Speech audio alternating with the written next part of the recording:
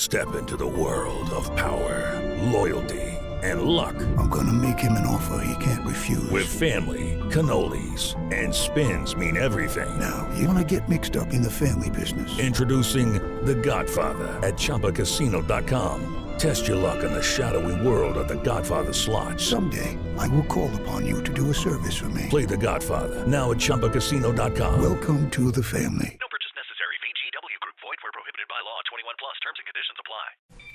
This is VOCM Open Line. Call 709-273-5211 or 1-888-590-8626. The views and opinions of this program are not necessarily those of this station. The biggest conversation in Newfoundland and Labrador starts now. Here's VOCM Open Line host Patty Daly. Good morning, everyone. Linda Swain in for Patty Daly, who is off today on this beautiful, beautiful day. It's almost spring-like out there, Dave. I notice you're wearing your shorts. You're some optimistic, you are. Anyway, enjoy today if you can, because I think we're back to the old RDF starting tonight and into tomorrow. So there you go. Some good to see the sunshine, though, isn't it? So more information emerging now on that fire on the Flanders last week. 8 people, as you know, were taken to hospital after fire broke out in the engine room just as the ferry was pulling out of the breakwater at Portugal Cove early Thursday afternoon. The ferry was full at the time. It just defies imagination that there wasn't something more disastrous happen there. 8 crew members, of course, taken to hospital and treated for smoke inhalation. But due to the quick action of the captain, the crew, members of the Portugal Cove St. Philip's Fire Department, thankfully the situation wasn't much worse than it was. Many are speculating about what might have happened had the ferry been further out into the Tickle, and it just makes you pause for thought when you contemplate that scenario and whether or not a fire of that nature would affect propulsion, for instance. Anyway, thankfully a disaster was averted. But the Flanders is an aging ferry built back in 1990, and a fire of that nature will cause extensive damage, meaning that it's very likely that the ferry is going to be out of circulation for quite some time. So the Beaumont Hamel joining the Legionnaire on the Bell Island Run, which according to the MHA last week carries more passengers on a yearly basis than the Marine Atlantic service, so it requires a 2-vessel system. But what does that mean for the rest of the ferry services in Newfoundland and Labrador? MHA for Fogo Island Cape Frail's Jim McKenna has already expressed concern about what that means for the Fogo Change Islands run, because they have the sister ship of the Legionnaire, the Veteran, and that's soon coming out of service for regular maintenance and refit. So if you're a ferry user in the province, feel free to give us a call about what this all means, this continuous, I suppose, juggling or dominoes effect within the ferry service. And were you on the ferry? I'd like to hear from you. Tell us your story, because I can just imagine now how that sort of scenario would make people feel. Well, a new report suggests more Canadian kids turning into couch potatoes when it comes to getting enough physical activity. This is a story we ran over the weekend. The latest participation report released this week came in with a D+ grade. Dr. Travis Saunders, a member of the Participation Research Committee, points to a number of reasons for the poor grade, including too much screen time and climate change. Do you remember those heady days when the biggest concern that parents would have was about, watching the boob tube, watching the television, having your kids sitting too close to the screen and getting radiation, or, just spending too much time watching the, Saturday morning cartoons instead of being out of the house, get the stink of the house off you, go outside and play. Well, now we have that distraction in our back pockets or in our bag all the time, and it is an obsession for some kids. So you just have to look around. You don't have to look very far. Everyone, not just kids, everyone's got their head down looking at their hand while the world moves around them. Well, Saunders says unfavorable weather conditions not only makes outdoor play unappealing, it also dangerous in some cases. And who is more affected than arguably, Canadians and Newfoundlanders and Labradorians as a whole. And we did a question of the day on the weekend asking if unfavorable weather conditions have affected your physical activity. And guess what? The results were overwhelmingly yes. With extreme weather becoming more common, he says organizations and parents need to learn to adapt. However, RDF is a regular thing in many parts of this province, and we have yet to adapt to that. So he says sport organizations need to establish policies to ensure a sport will take place in an alternate indoor setting if there happens to be weather warnings in effect, or if it's just too darn miserable and wet. If it's a nasty day outside, Saunders says parents still need to find ways to get their kids active rather than just sitting around the house. But it's easier said than done, I can tell you, having looked at a child sitting on the couch all weekend. So I'd like to hear from parents on that topic and anything else that's on your mind. Well, the unemployment rate in Newfoundland and Labrador dropped into the single digits, but it's still significantly higher than the national average. Our jobless rate was 10.1% in March, but dropped back to 9.1% in April, according to Stats Canada. Canada's national unemployment rate dropped to 6.1% in April. Now, that doesn't capture the full picture. Of course, these are people who are ready, willing, and able to work. They're not people who have either retired or dropped out of the system or whatever the case may be, due to a variety of reasons, sickness and everything else. So it doesn't paint the real picture of, actual unemployment, I suppose. The rate in Metro went in the other direction, however. It increased to 7.1% in April from 6.4% in March. Well, if you have any thoughts on that, you're certainly welcome to give us a call. We're going to start the show this morning with Mike on line 1. Hello, Mike. Hello, Mike. Good morning. Good morning. Hey. Good to hear from you. Yes. Listen, I don't know. I've been laying off with the Marine Department for a while because I know that this disaster was coming and it's going to get worse if they don't do something. You're talking about the fire on the Flanders? Right, on the fire on the Flanders. Okay. Now, I've been warning them, told them, everything else about the management in the Confederation building that disasters are going to happen. The recent fire on the Bowman Hamel, that was whitewashed and covered up. That was a taste of it. Now, I've got 50 years experience, over 50 years experience in marine and industrial electrical. The problem with this vessel now, the weekend, I supplied those generators. I was the one that discovered that they had the wrong equipment into it when the ship was built. I redesigned it and put in the proper voltage regulation system, protection systems, and everything else into that boat. I did the maintenance onto it for years and years. I don't know how many years afterwards. Anyway, I'm retired now, and the person that I took it over, they won't let him on board the boats because he was doing too good a job and making the management look like they are unqualified. This generator system, this should never have happened. There's safety devices there that when one generator got a problem, it trips off on reverse current and it goes down. First thing that happens then is the bow thruster goes on 50% load, 50, 60% load. There's a series of things that happens, but the two generators should not go down.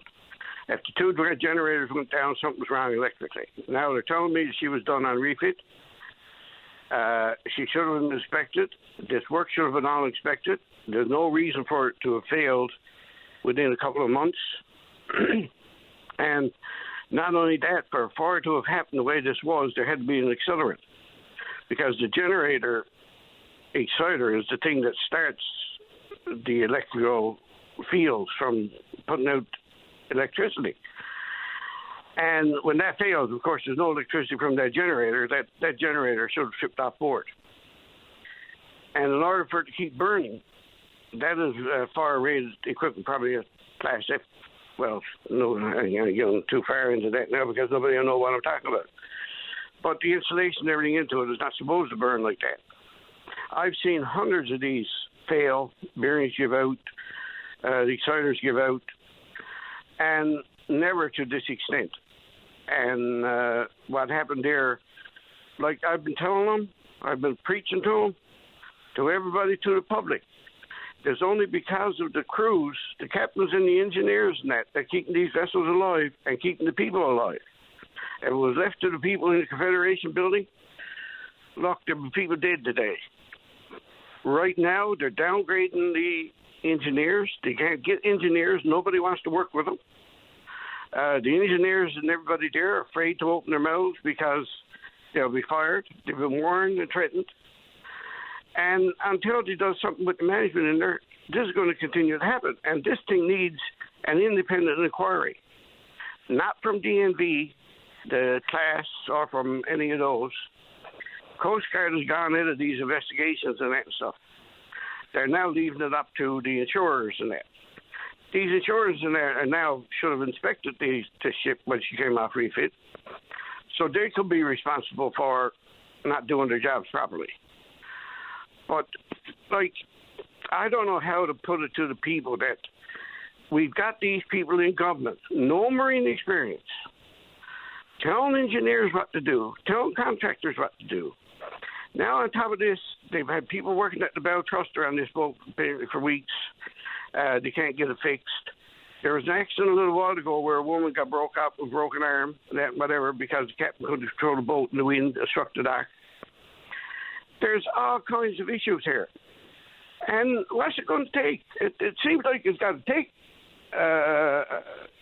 people to get killed before people realize what's going on into these accidents aboard these boats. Is it time for the AG maybe to move in there? I know that she's already done an examination of purchasing of ferries, but what about when it comes to maintenance and operation? The previous study that she did on this, I was part of it. I was the one, matter of fact, that instigated it. And it came out yesterday, but they won't go into the depth of what it should be. They won't name names of people responsible and that and everything else. I found out now through experience that the AG is very limited. It's to their resources and what they can do and what they can't do. The same way with the health department, that it's not right. But like you said, this thing here now, they just whitewashed the fire on board the Beaumont Hamel, and they're going to whitewash this one. Because the people who are responsible for it are the ones that are going to hit up the investigation, say who's going to do the investigation, and cover themselves again. And this is multitude of times. And hopefully now somebody will step in and do something. Now, Fred Hutton promised the people on Bill Island that the deputy minister, assistant deputy minister, and that was gone. They want them fired. Everybody wants them fired. They're there, they're incompetent, don't know what they're doing, making these decisions on refits and everything else when they don't have a clue, not getting the work done. And there's a lot that should come out into this inquiry now, into this, but who's going to do the inquiry? We don't have qualified people here to do the inquiry, and the people who will do the inquiry are more than likely part of the problem. So what we got, we're going to get this whitewashed again.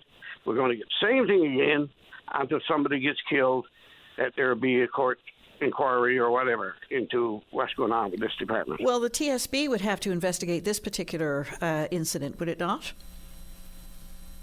Not necessarily, because like before, they give it to DNV, who's the insurers, because the Coast Guard and that now went into this. They gave up doing the inspections on board the boats and doing the investigations and that and now you just leave it up to DNV or who are classes. There's 3 or 4 different classes that maintain and look after these ships and are supposed to make sure that they run properly. Well, there's going to be a series, I would imagine, there's going to be a series of examinations here, not least of which is going to be occupational health and safety. But I would imagine there would have to be some kind of an operational investigation, like the Transportation Safety Board, for instance. I got my doubts about it because they never done it. What happened to the Beaumont? I think the same thing that happened to this on the Beaumont. And then after a couple of months, a month or so, they're all forgotten and gone. The same thing as the Beaumont. They never did a proper investigation into that. They even lied. The government even tried to commit fraud against the insurance company. Those are serious allegations, Mike. Oh, I've made them before. They're all out before. There's proof there. I know the people involved. I know the people who did the investigation. They were lied to by the government, and then they found out by air that they got talking to the crew and found out a totally different story than what the people in the Confederation building told. That saved their own arse because they were the ones responsible. The person responsible for the fire on the Beaumont had papers on his desk stating that she had bad vibration problems and everything else, and that she was only going to last so much longer, there's going to be serious consequences, and never done anything about it. And then they had the fire on board of it because of it, and what happened to it all? Whitewashed. Mike, we'll see what others have to say about it. We've made a request to the Transportation Minister, as well as Jim McKenna, the newly elected PCMHA for Fogo and Cape Friels, who's also expressed some concerns about what this means in the bigger picture scheme. We hope to hear from others on this as well. Thanks so much. Well, all that I got to say there is that, look, I sold those generators to the government. I installed them. There's a manufacturer's, not default, but when they were bought as single-acting generators, not meant for paralleling. And I had to redesign them, put in all new equipment, put in all new safety equipment. I've done everything on those boats with what's there. And I know the system, and I know that there's human error here for this to have happened.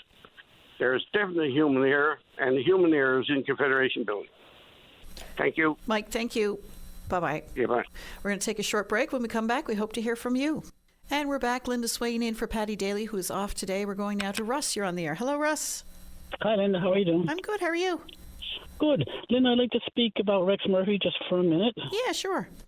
Linda, I was down in Sunrise, Florida. Now, to be honest with you, I can't remember now if it was last October or March, but I had the opportunity to go to the Emirant Center. It's a stadium where the Panthers play, and sat with a sold-out audience to watch Dr. Jordan Peterson speak.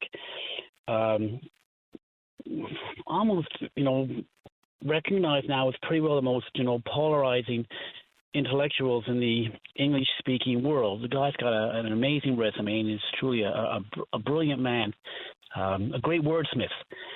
So I'm listening to him speak, and towards the end, his wife was there as well, and they brought up, she asked him who his Jordan Peterson was, somebody who he thought was able to close thoughts in a way better than anybody else on the planet, able to just surmise a situation with a few words and each word be dead on. And he said to a sold-out audience of Floridians, and now Jordan Peterson travels the entire world and sells out stadiums everywhere. And basically he said his Jordan Peterson was a guy from a province in Canada named Rex Murphy.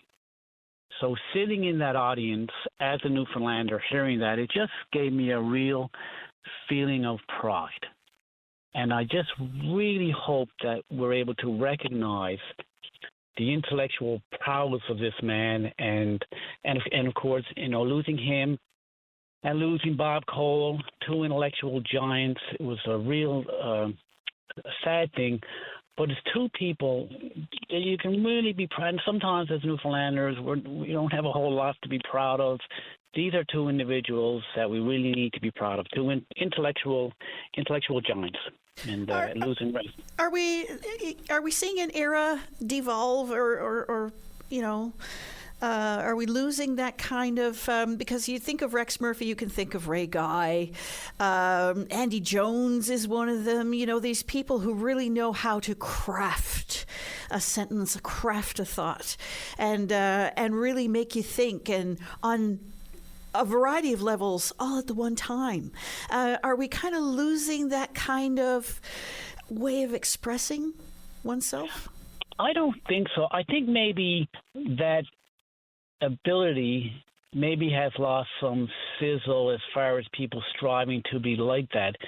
But I think more and more now, as we have podcasts and things like that, I think more and more people are kind of getting more interested in listening to these wordsmiths.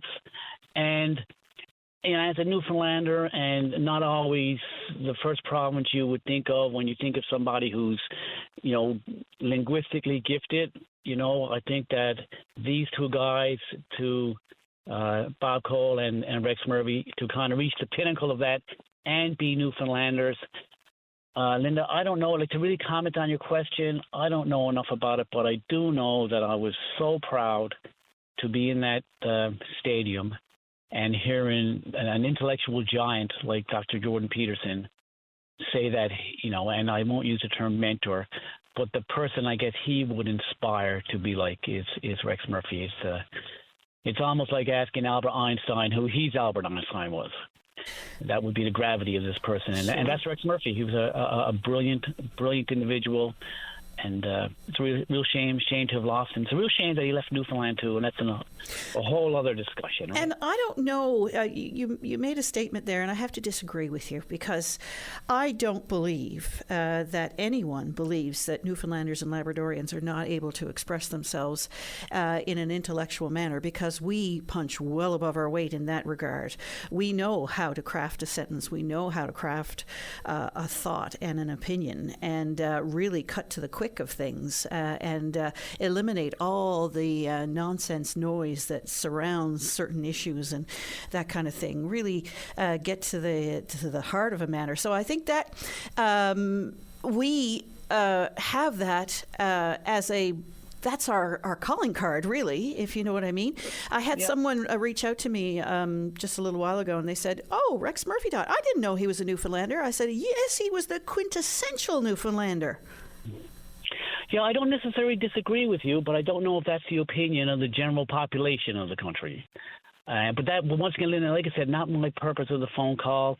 Listen, I think Newfoundlanders are some of the smartest people. I think we got our fair share of very intelligent people like the rest of the country. But I think this is a moment which you really need to celebrate the fact that Rex Murphy had a very unique skill, and something that we really should be proud of. Russ, I really appreciate your time. Thank you. My pleasure, Linda. Have a great day. All right, you too. Bye-bye. Bye-bye. We're going to go now to Joshua Fleming. He is local president of the Canadian Association of Professional Employees. Hello, Joshua.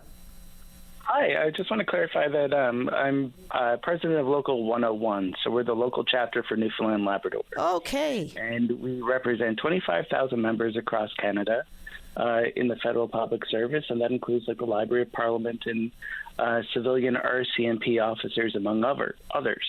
Okay. And I just wanted to talk to you about two issues.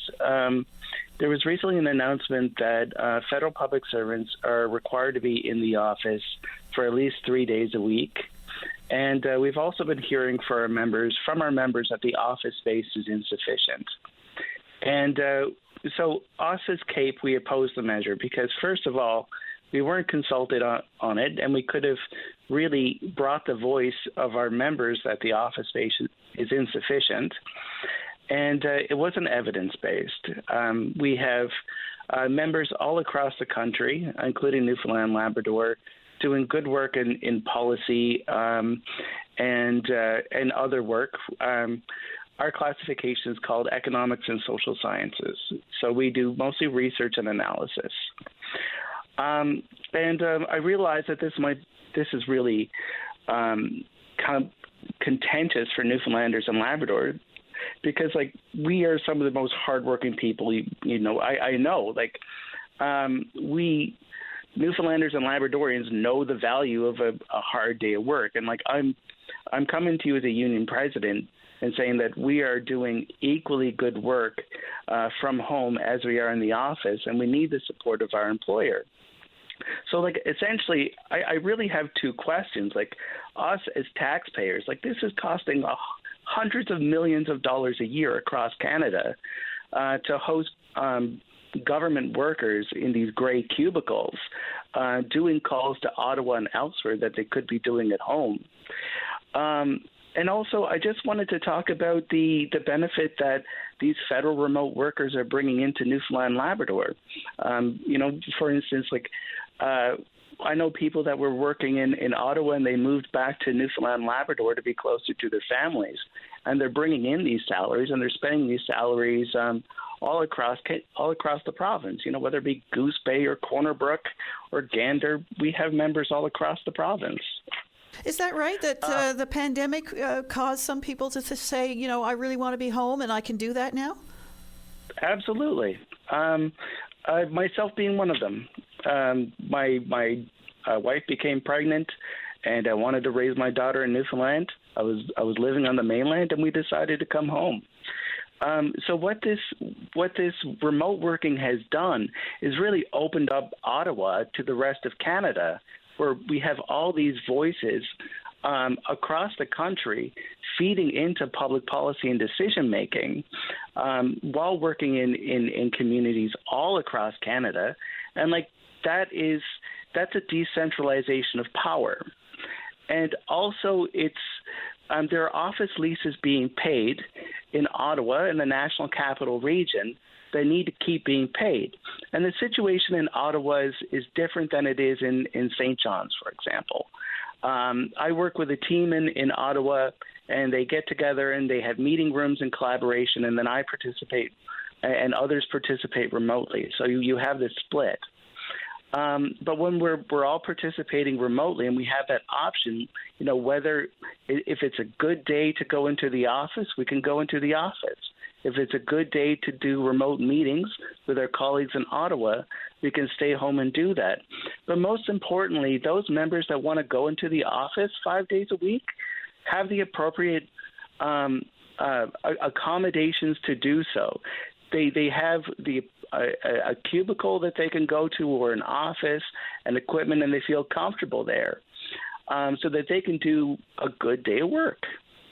Joshua, you touched on something there, and I was wondering if this might be some of the impetus behind this, because you mentioned that this brings Ottawa to the rest of the country.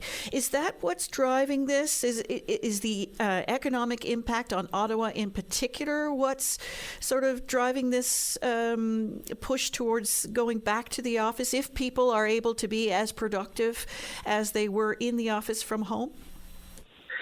Well, Ottawa has a big problem thinking outside of Ottawa. And when I go there for work to meet with my team, it's all vacant and it's just pot shops and closed coffee shops. And that's what downtown Ottawa is now. And instead of Ottawa pushing a social housing agenda or opening up these federal office buildings for other purposes, such as the housing crisis that we have going on, they want to maintain leases on these buildings to make sure that public servants come downtown. $15 are paid for parking. You buy your $5 coffee at Tim Hortons. You grab a $20 lunch. These are all revenue streams that have been established in the National Capital Region, and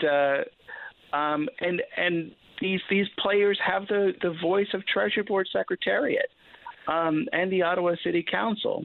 But when it comes to our members in Newfoundland and Labrador that are bringing these good incomes to this province to work remotely and to raise their families in a way that they want them raised, it's a missed opportunity that they're so focused on the Ottawa that they don't see the magic that's happening in the rest of Canada in opening up policy and decision making.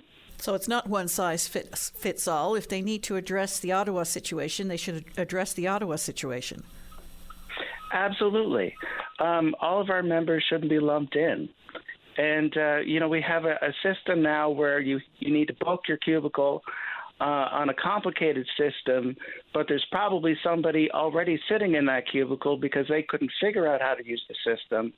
So you spend a good 20 minutes in your morning trying to figure out where to sit and hope that somebody else hasn't booked that cubicle that you're sitting in. it's just not working out. And with the 50% divestment in federal buildings, those who want to come into the office they're just having it worse. What this comes across is they're trying to do a passive layoff because they know their brightest and their best will leave for remote work if they want to keep working remotely. They'll just find other jobs.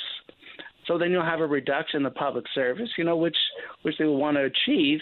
But there's other ways of reducing costs for the public service, such as not spending the hundreds of millions of dollars to put us in cubicles when we don't need to be. So what changed then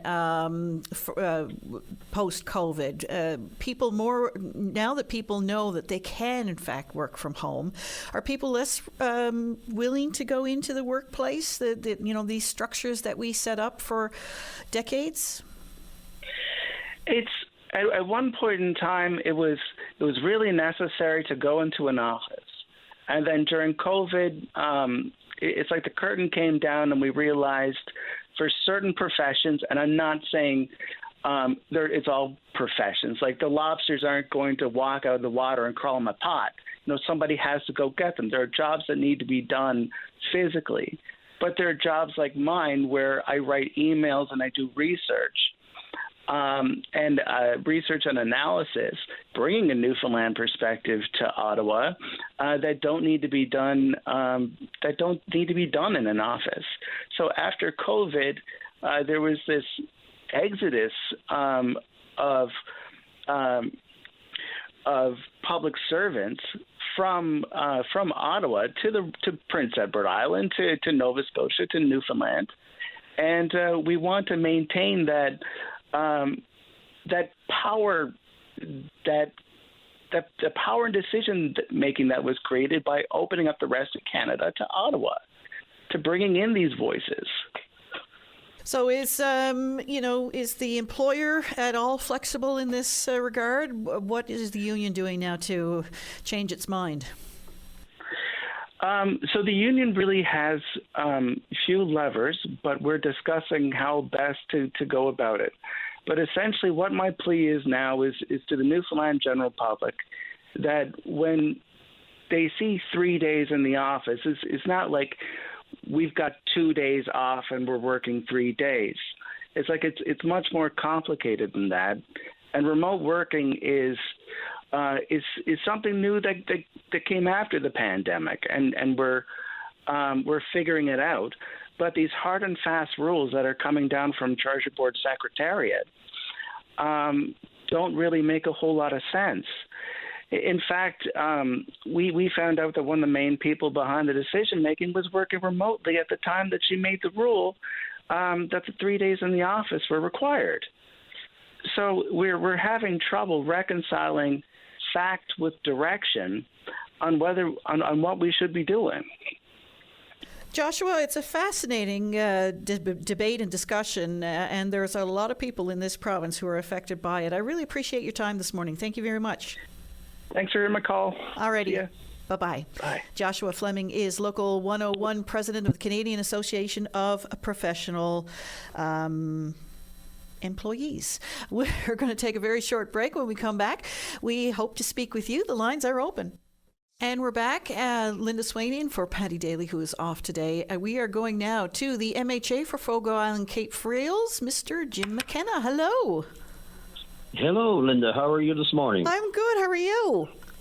Great, thank you. So we saw this calamity on the Flanders, and you immediately raised some concerns about what this means for the overall ferry service. Your district, of course, part of your district anyway, relying very heavily on the provincial ferry service. So what are some of your concerns? Yeah, well, Linda, first of all, I want to thank the crew of the Flanders on their quick response, and happy to know that there was no injuries. That was great itself. But yes, it raised concerns because here we are now with another vessel down, and we don't have any swing vessel to pin on, and we need to know what the long-term and the short-term plan is for the people of Fogo and St. John's when it comes to the ferry service. So where was the veteran, Beaumont Hamel operating out of before she was pulled into service for Bell Island? I'm not sure where she was operating to. I haven't heard where she came from. All of a sudden, she came in overnight and took up the run the next day. I don't know if she was dockside in St. John's. I haven't been informed of anything. And like I said, there's a lack of communication from the Liberal government on where all this is going. And, the people of St. John's and Fogwall need to know what the short and long-term plan are for those vessels. Now, the Beaumont Hamel is normally brought in to assist with the veteran. Is that not right? Is the veteran coming out for refit soon? Well, this is what we don't know. I mean, she's supposed to be back. She's only supposed to be gone about 4 months, and now we're hearing that she could be as long as another 2 months. And, I mean, we need that boat back on service on Fogwall and St. John Run or something to the same capacity. I mean, we're into a very busy part of our season right now. The crab fishery is very busy, and the tourism season is picking up as well.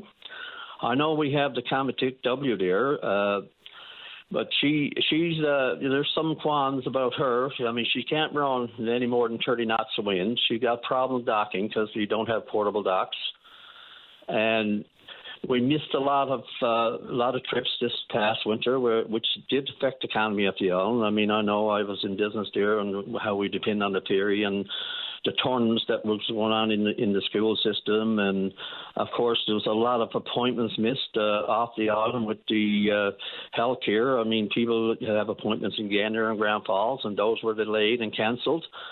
So, we need a better service, and we need to know now what the long-term and short-term plan is, and we need the government to come out and give us that information. I can't speculate on these things, but it does sound like whatever it was that did happen on the Flanders last week was very serious in nature. And, of course, there's going to have to be investigations, a variety of investigations. And I would imagine that the damage alone is going to require a significant amount of time to repair. So, ostensibly, one would think that vessel is probably going to be out for an extended period. Well, exactly. This is the point. This is why I raised this issue in the press release the other day, because, I mean, we're adding injury to what's going on in the system, with more injury with the boats. And, I mean, we don't have any decent boats left. And we need a good swing vessel in place to be able to fill in with the capacity that we need, like on Fogwall and St. John's, when we are on dry dock, Well, we're hoping to hear from the Minister of Transportation sometime this morning to get a better picture of, what the scenario facing the ferry service right now is and what some of the solutions might be. So hopefully we'll get some of those answers. I imagine it's going to come up in the House of Assembly today as well. Well, we'll see what happens when we get into the House today, what the information we're going to hear from the minister. But, it's time that we were informed of what the plans are. Jim McKenna, I do appreciate your time this morning. Thank you very much. And thank you, Linda. You have a great day. You too. Bye-bye. Thank you. Bye-bye. Your thoughts on what he's had to say, I would encourage you to give us a call. We're going to go now to the Port-au-Port Peninsula to speak with Lynn McDonald. Hello, Lynn. Good morning. How are you this morning? Great, thanks. On my way to Corner Brook, so I only got a few minutes. Oh, very good. Well, I saw your video from the weekend in Kings Point. Oh, my goodness. Explain to our listeners No, what... No, Linda, you said it wrong. Oh my God. Oh, my God. So you were in Kings Point for a ball hockey tournament with the kids, right? Yes, we were, and they won. Excellent. Well, my nephews from Churchill Falls, and they were down, and myself and my mom went in to watch the ball hockey and cheer them on. And, they had a great ball hockey tournament, and we had a spectacular meal and a wonderful, wonderful water show at something the kids Cafe by the Sea. Something the kids from Churchill Falls don't get a chance to see very often. No, they were pretty excited when they saw them as well. As was everybody in the restaurant. When myself and Mom entered the restaurant, we could tell the excitement. Now, we lucked out. We happened to get a seat right by the window. There was a couple of little kids that were coming over to our table, looking to see, and their moms were trying to shoo them away, and we were like, no, they can, they're welcome, come on, right? So it was wonderful. We saw everything. We saw them coming up with their mouths wide open, and we saw the tails, and we saw, by the video, the tons of blows, right? We knew there were several of them there in the bay, and the locals told us they were kind of following the herring, right? So it was pretty spectacular. And you got the money shot. It was a great one to share, for sure. I don't think so. For anyone who hasn't seen the video yet, and we've got the video that we're going to be putting up on vocm.com. I hope you don't mind, but it's been so widely shared. It's really extraordinary. We're used to seeing humpbacks coming up out of the depths, and their big mouths coming out and then splashing down. But this is like in formation. I don't think I've ever seen that before. Describe it to us. I know. I know. Well, the three of them at the one time just surfacing, and then, the big flop, right, and the tail rise. It was amazing. Yeah, and the excitement was, everybody was on their feet. I think after it was done, we were clapping and everything. It was wonderful. The poor old waitress came to our table 3 times before we opened our menu and told her what we wanted to eat. And I spoke over you when you were telling us where this was. Where was it? Oh, Kings Point. And the restaurant, you mean? Yeah. Cafe by the Sea. Yeah, Cafe by the Sea. Wonderful meal. Had a wonderful fish meal that evening. And like I said, just right on the water. They've got a covered-in deck outside that you can, when the weather gets a little warmer, I'm sure you can enjoy your meal there. And it was just beautiful. Okay, Linda, I need to get moving because I got a medical appointment. Okay? Well, Lynn, all the best to you. Thank you so much. Have a great day. You too. Bye-bye now. That's Lynn McDonald from the Port-au-Port Peninsula, who joined her nephew from Churchill Falls, who won, by the way, the ball hockey tournament at Valmont Academy in Kings Point. But they happened to be Johnny on the spot at the By the Sea Cafe in Kings Point when they saw this feeding activity by a group of humpbacks, and it's just extraordinary. We have the video up on vocm.com. If it's not there now, it will be very soon. Just wait till you see it and to hear the kids' reaction to it. It is priceless. We're going to take a very short break. When we come back, we hope to speak to you. And we are back on VOCM Open Line. We're going now to Jason. You're on the air. Hello, Jason. Good morning. How are you this morning? I'm good. How are you? Not bad, dear. Not bad at all. No, I was earlier. I was listening to your preamble. You were saying about the veteran out in Fogo.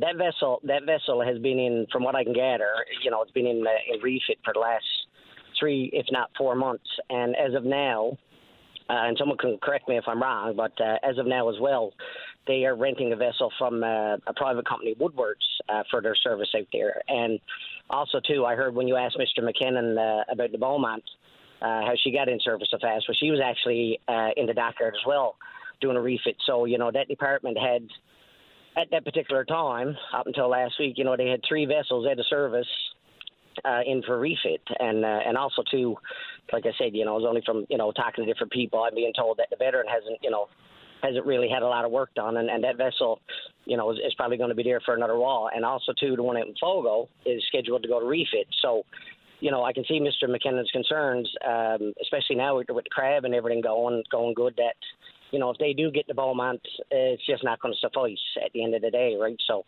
I guess the point I'm making is, you get all these vessels, 3 vessels in refit, renting a vessel off of a private contractor, and that one now is scheduled to go to refit as well. That department is, to me, it is, and you hear the term thrown around a nice bit, mismanagement. And I mean, I did a lot of work there for years. I actually used to work for a previous colleague. I had Mike. Mike's a good electrician, and he does know what he's talking about when it comes to those vessels and the marine work. So, and he is right as well. There is something at the end of the day. I mean, they do have some good contractors there doing work. It's just the issue is, you got an issue, you call a contractor to come down, and they're basically told how to do it, how to fix it fast as possible. You know, so you know, it's all dictated by the office, and same with the engineers and the captains. They're basically told, you know, do this, do that, and they are, you know, they are pretty well muzzled. They're afraid, and you know, same as me. I never really went to call in. I mean, I do a lot of government work, but you know, at the end of the day, but I've never seen. You know, I do a lot of work for the Health Authority and Coast Guard and all these people, and I've never seen nothing mismanaged so bad as what those provincial ferries are at the end of the day, right? The way you describe it almost sounds like Band-Aids all the time. You do get Band-Aids. Now, there is times that, you know, it's an emergency and you got to get something going, you got to do this and do that, but you know, and also too, with that stuff, you know, it has to be inspected, and I mean, you have to be qualified to do that work, you know, and not only qualified, you know, you have to be certified, you have to know what you're doing with it. And there is times that, you know, there's certain, you know, you fix something fairly quick, but then that night, then okay, you get the vessel in service, but then that night you go back and you fix it at the end of the day, you know. So, but you know, a lot of it is dictated by the office on you know, when to do it, how to do it, who to call. Whereas one time, I remember years ago, like 22 years ago, was my first job aboard Flanders. With Mike, actually, that was what he was talking about. We changed those generators, and you know. Way it was done then is the engineer would call who they felt fit, whether it was me, I won't name the other contractors, whether it was me and Mike or you know, the other contractors that were there to do specific jobs, because you know, a boat is not like anything else. It has a system controlling a system which controls another system. So there's times that I was the best guy for the job, you know, me and Mike were the best guy for the job, then other contractors were best for the job. But right now what you got going on is you just got specific you know, contractors, a lot of the buddy system going on there now, I will say, and they're getting all the calls. They charge what they want. You know, I mean, my rate was half of what everyone else is there. You know, I missed birthday parties, Christmases, Boxing Day, and you know, I missed a lot of stuff throughout my son's young life to do work on those ferries, and you get a management change, and then all of a sudden it's you know, you get a management change, and then you're kicked out the door. You know, so you know, and I wasn't at it for a pat on the back, of course. It was to do the work, and of course get paid at the end of the day, but. You know, there's a lot of things that can be done there, and also with the fire on the Flanders. Like, I don't know the details, but, you know, Mike is correct in saying that you shouldn't have lost the two generators, you know, unless something really, because what will end up happening is if you lose two generators, well, then you lose your main propulsion. So, of course, without that, the vessel is, you know, immobilized, right? But yeah, just so basically the reason why I called in the beginning was to, like I said in your preamble about the veteran and the, you know, she's been in the dry dock, and I mean I see her there because I'm back and forth down the arterial. She's in the dockyard. The Beaumont was in the dockyard until last week, and then of course the Gallipoli is down there as well. I mean, that's three major ferries. You know, and you know, my thing to the minister today would be, and I mean, it's not his thing, it's not a government thing, it's a departmental issue, to be honest with you. That you know, they need to get the right people in the right places. If not, there's going to be issues, and to have all those vessels at a service at one time, and to be renting a vessel now from a contractor who now, you know, and they don't care about the people. They're just getting paid whatever they tendered the price for, even if it was tendered. They're just going to get paid, and they're just going to make the specific runs, and that's it for the end of the day, you know. So, you know, there's a lot going on there. Well, I mean, all these vessels have to go into refit. That's a regular scheduling process. Do we have enough vessels to do that, you know, efficiently? Absolutely. I mean, again, I could be wrong, but it's been very rare that they've had to get, a vessel, lease a vessel, especially for that run in particular. You know, they do have a lot of vessels, and you know, correctly, the vessels are aging. They are aging, but if these refits are scheduled properly, and you know, like if you got a boat going into a refit, you know, you get a listing stuff what you need. You make the parts at hand. You get the boat in. You get it out. If you look at an Atlantic towing vessel, you look at a private vessel that goes in anywhere. And again, this is no fault of the dockyard, but if you get a vessel going down to that dockyard, you look at Atlantic towing vessels, and I know there's a little different certifications for a passenger ferry, but you look at a private vessel to go into the yard. Everything is in a row because they've got the proper management in place to say, okay, we need these parts, we need this vessel back in a month's time, no ifs, ands, or buts. Those provincial ferries go in, they get ripped apart, and I know, you know, you got to do different, you got to check, you know, different things, seals, bearings, pumps, motors. It has to be checked within a certain amount of time. But they get in there and they get ripped apart, and then, because of mismanagement, the parts are not on hand, and then the vessel just gets kind of forgot about, and, that kind of thing. But you are right. They do have regular scheduled refits. But my point is that they don't all need to be done at one time. Jason, very interesting indeed. We hope to speak to the minister sometime this morning. I thank you for your call. Thanks for your time. You have a good day. You too. Bye-bye. Goodbye. Jason there with his thoughts on management of the provincial ferry fleet. Any thoughts on that? Give us a call. Now is your chance to do so. Brian Medore is up next with the OCM News. It's been a cold spring when Brian Medore says the temperature has shot up to 10.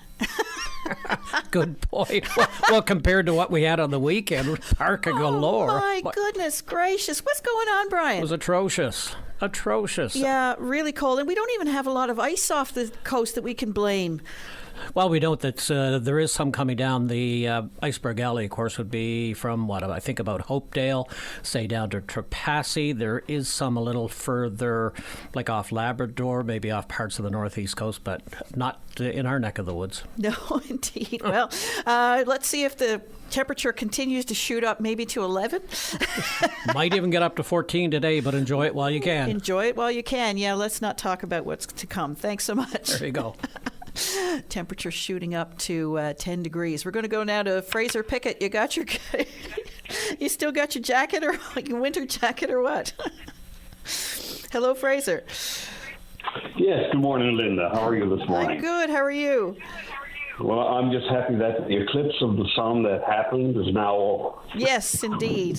so hopefully it's going to be summer or spring is going to spring. Fraser, you're on a hands-free, aren't you? Oh, 1 second. Yeah. I have it plugged into my ear. I have hearing aids. 1 second. I'll find out how to do. Now, can you hear me okay? Well, let's keep going if that's easier for you. It's just that the hands-free is a little harder to hear over the radio. It's a little more echoey, if you know what I'm saying. Okay. Anyway, hopefully you can hear me. Carry on. Excuse me. Yeah, I'm calling pertaining that there's a meeting, a public session being given at the College of the North Atlantic today at 2:30 on the spaces shared. As you know, in the province, there's a real problem with students finding housing. Between spaces shared, as it happened a little while ago, that a memorandum of understanding between both spaces shared and most of the colleges across Newfoundland and Labrador were signed. And the plan now is to go across the province and give sessions at each of these colleges to, I guess, give people a better understanding of what is spaces shared, how can they take a spare room in their home and have a student rent it. So you're making a student very happy, and you're still making some money besides by renting your spare room. So the session will give a pretty detailed background on what is spaces shared, what is the platform itself, because everything is done obviously online.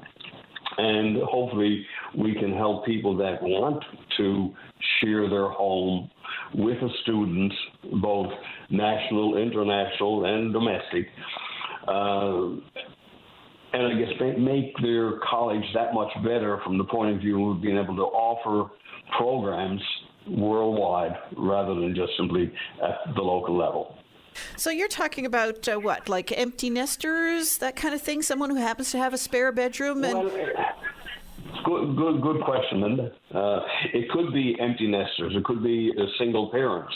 It could very well be the person who wants to age at home but needs some support when it comes to, if I'm going to live in my house, I need someone to shovel my driveway or mow my grass. There's an arrangement between the person who is renting and also the person who is the homeowner, that there's a bit of a reduction in rent for each service that's offered. And all the services, none of them, of course, are personal services. These are simply chores around the house that can help an individual stay in the home that they're living in. And if that happens to be one, companionship, at least having someone at home with you to talk to at the end of the day, or if it needs someone to, like I said, shovel your driveway or mow your grass, there's a real advantage in that. And then also having the intergenerational discussions to keep older individuals engaged in what's happening, not only in their own community from the point of view of the youth, but even internationally. So but the big problem we have in the province right now are the lack of accommodations for students at all of and as you know, there's about 20 locations across the province of the College of North Atlantic. So hopefully within the next week, 10 days to a month or so, there will be up on their webpage, you will find, or up on their Facebook page, you will see an announcement coming very soon that there will be a public session about this and the opportunity for the individual to rent that room within their home if they are so inclined. So what kind of, response have you received from people who have gone this route? Well, right across Canada, it's happening today. I mean, there's thousands of people that are renting and using that service. In Newfoundland and Labrador, it was only announced late, around February month, that it was the MOU was put in place. So from what we've gotten back from just the announcement that we were on the media, the OCM announced it and so on. And I think the CEO was on with Patty, and people are and have signed up. But each community now has to be more engaged in getting informed as to what it is.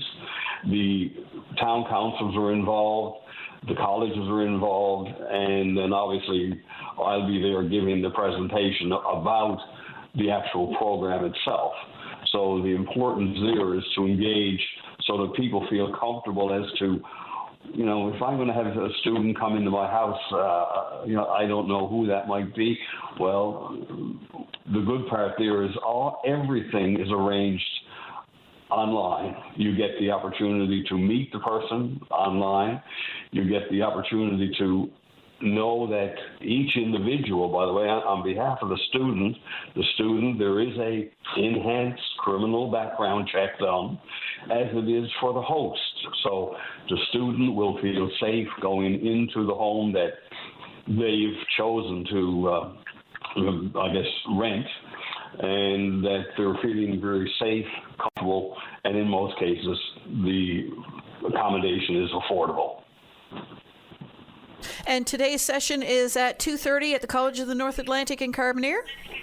That is correct. We're hoping that anybody that's out in the Carbonear area would feel free to drop up, have a coffee, and sit down and listen to exactly what is the program about and how can it enhance the college's ability to grow in the future when it comes to promoting the programs that they do have. Fraser Pickett, I do appreciate your time. Thank you so much. Give us a little status update when you're ready. I will do that. Thank you so much, Linda. Appreciate it. All right. Bye-bye now. Bye-bye.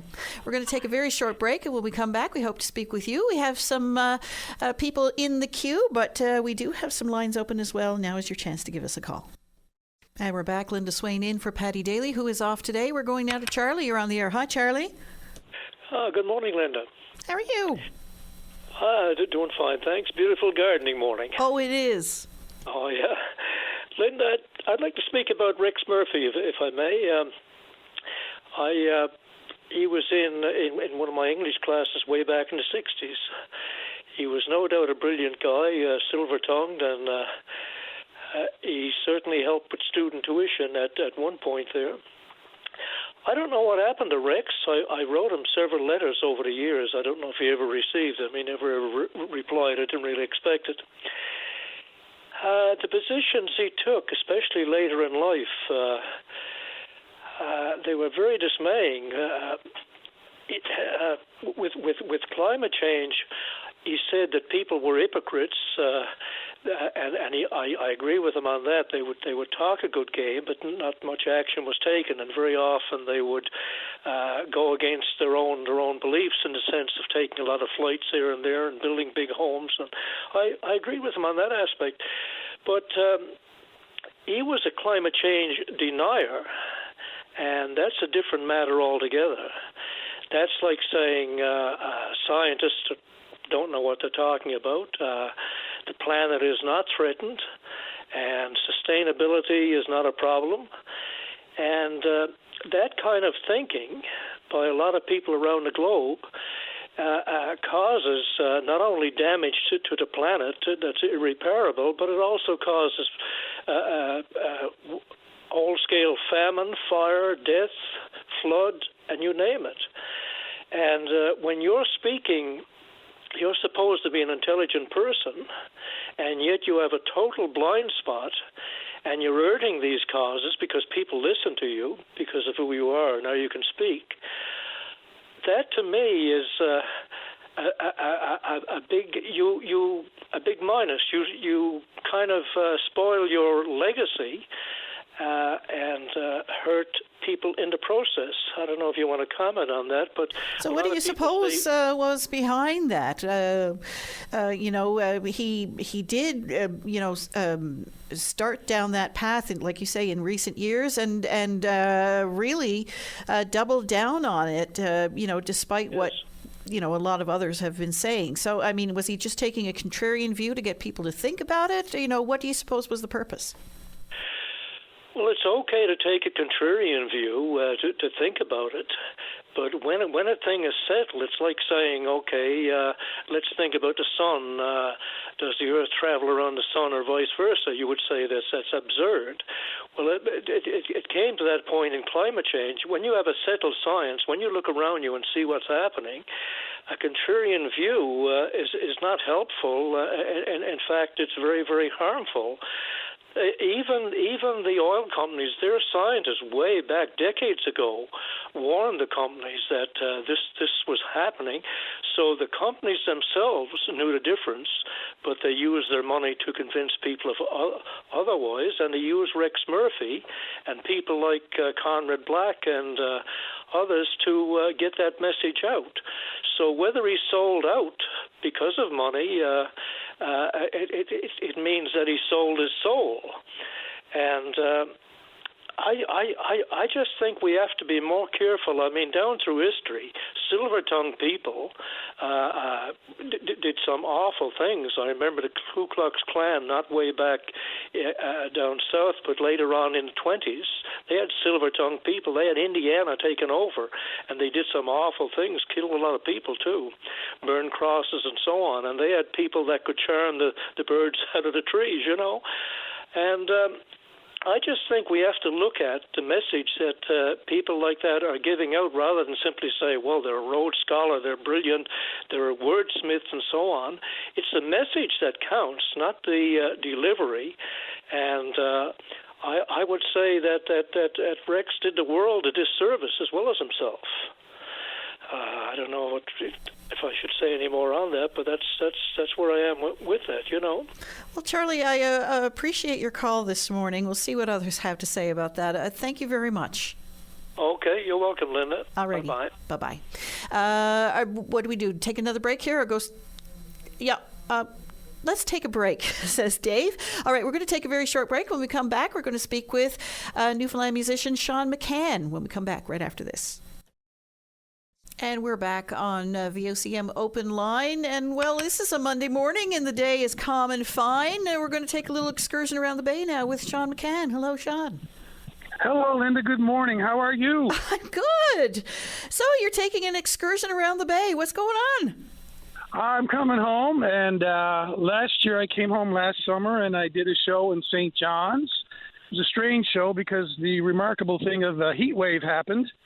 And so it was a very hot day in St. John's. I remember that. And we had a great time, though. We had a great show, a big turnout in downtown. And the feedback we got was, how come you're not playing around the bay?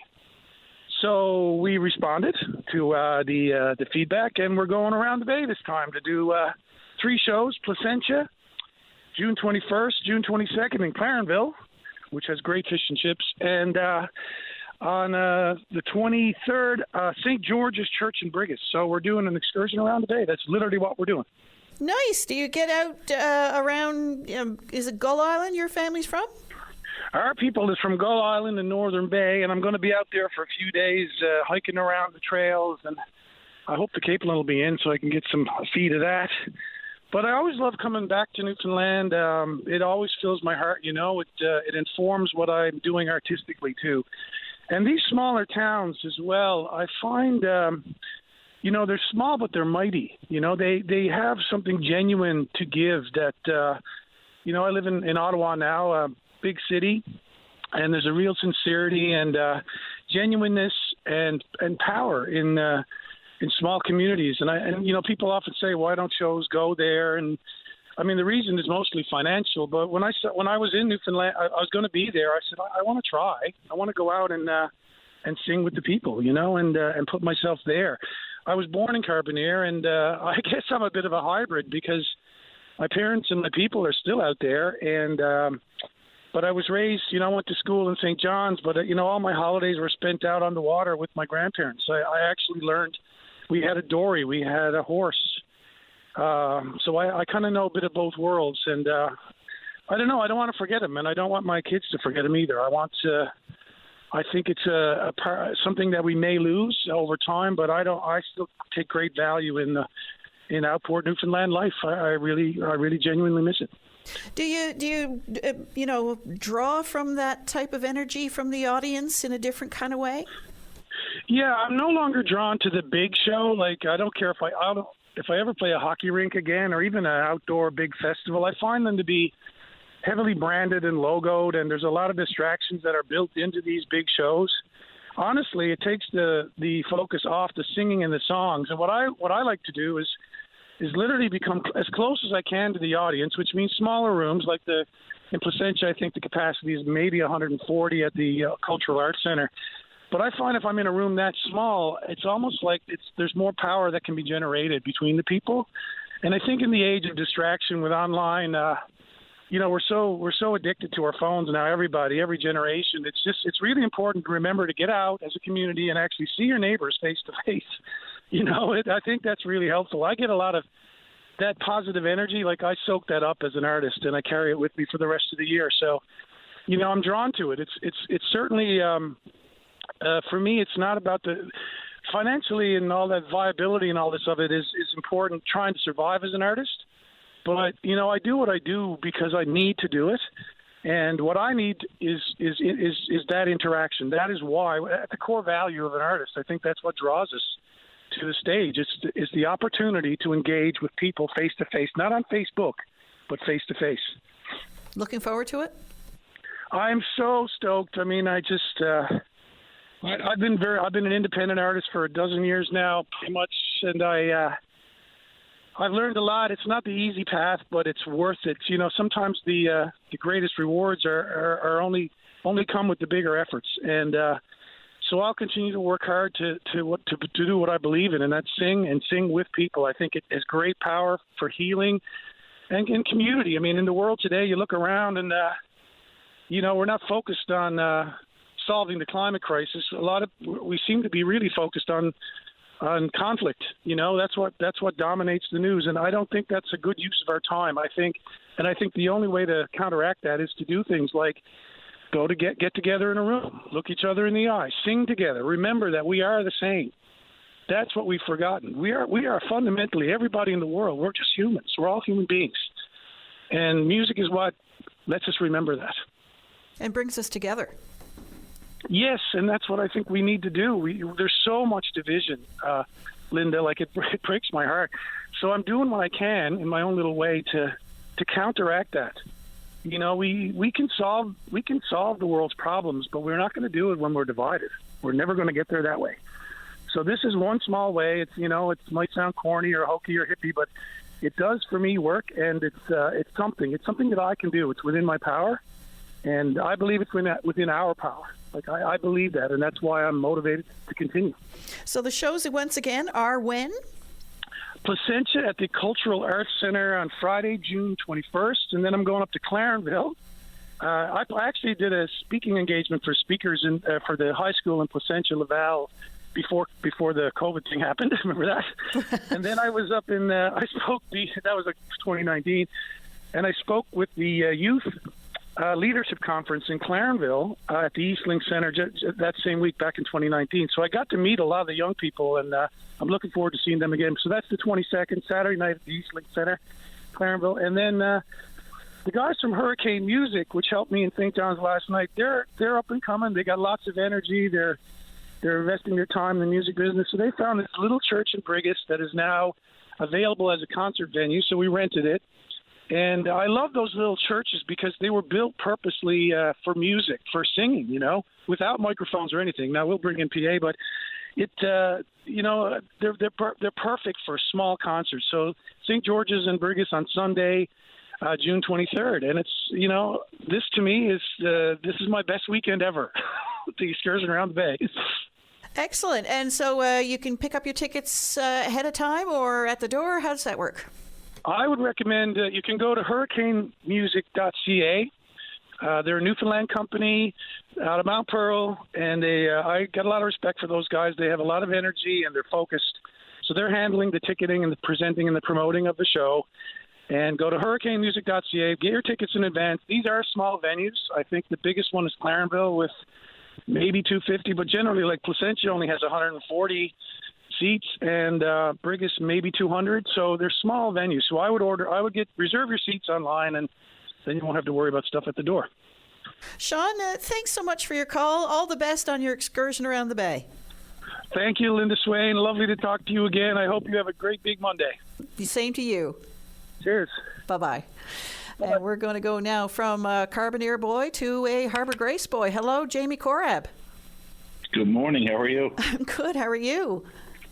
Good. Always great to hear Sean on there. And excursion around the bay naturally having a lot to do with Harbor Grace and whatnot, leaving St. John. So it's a song I really like.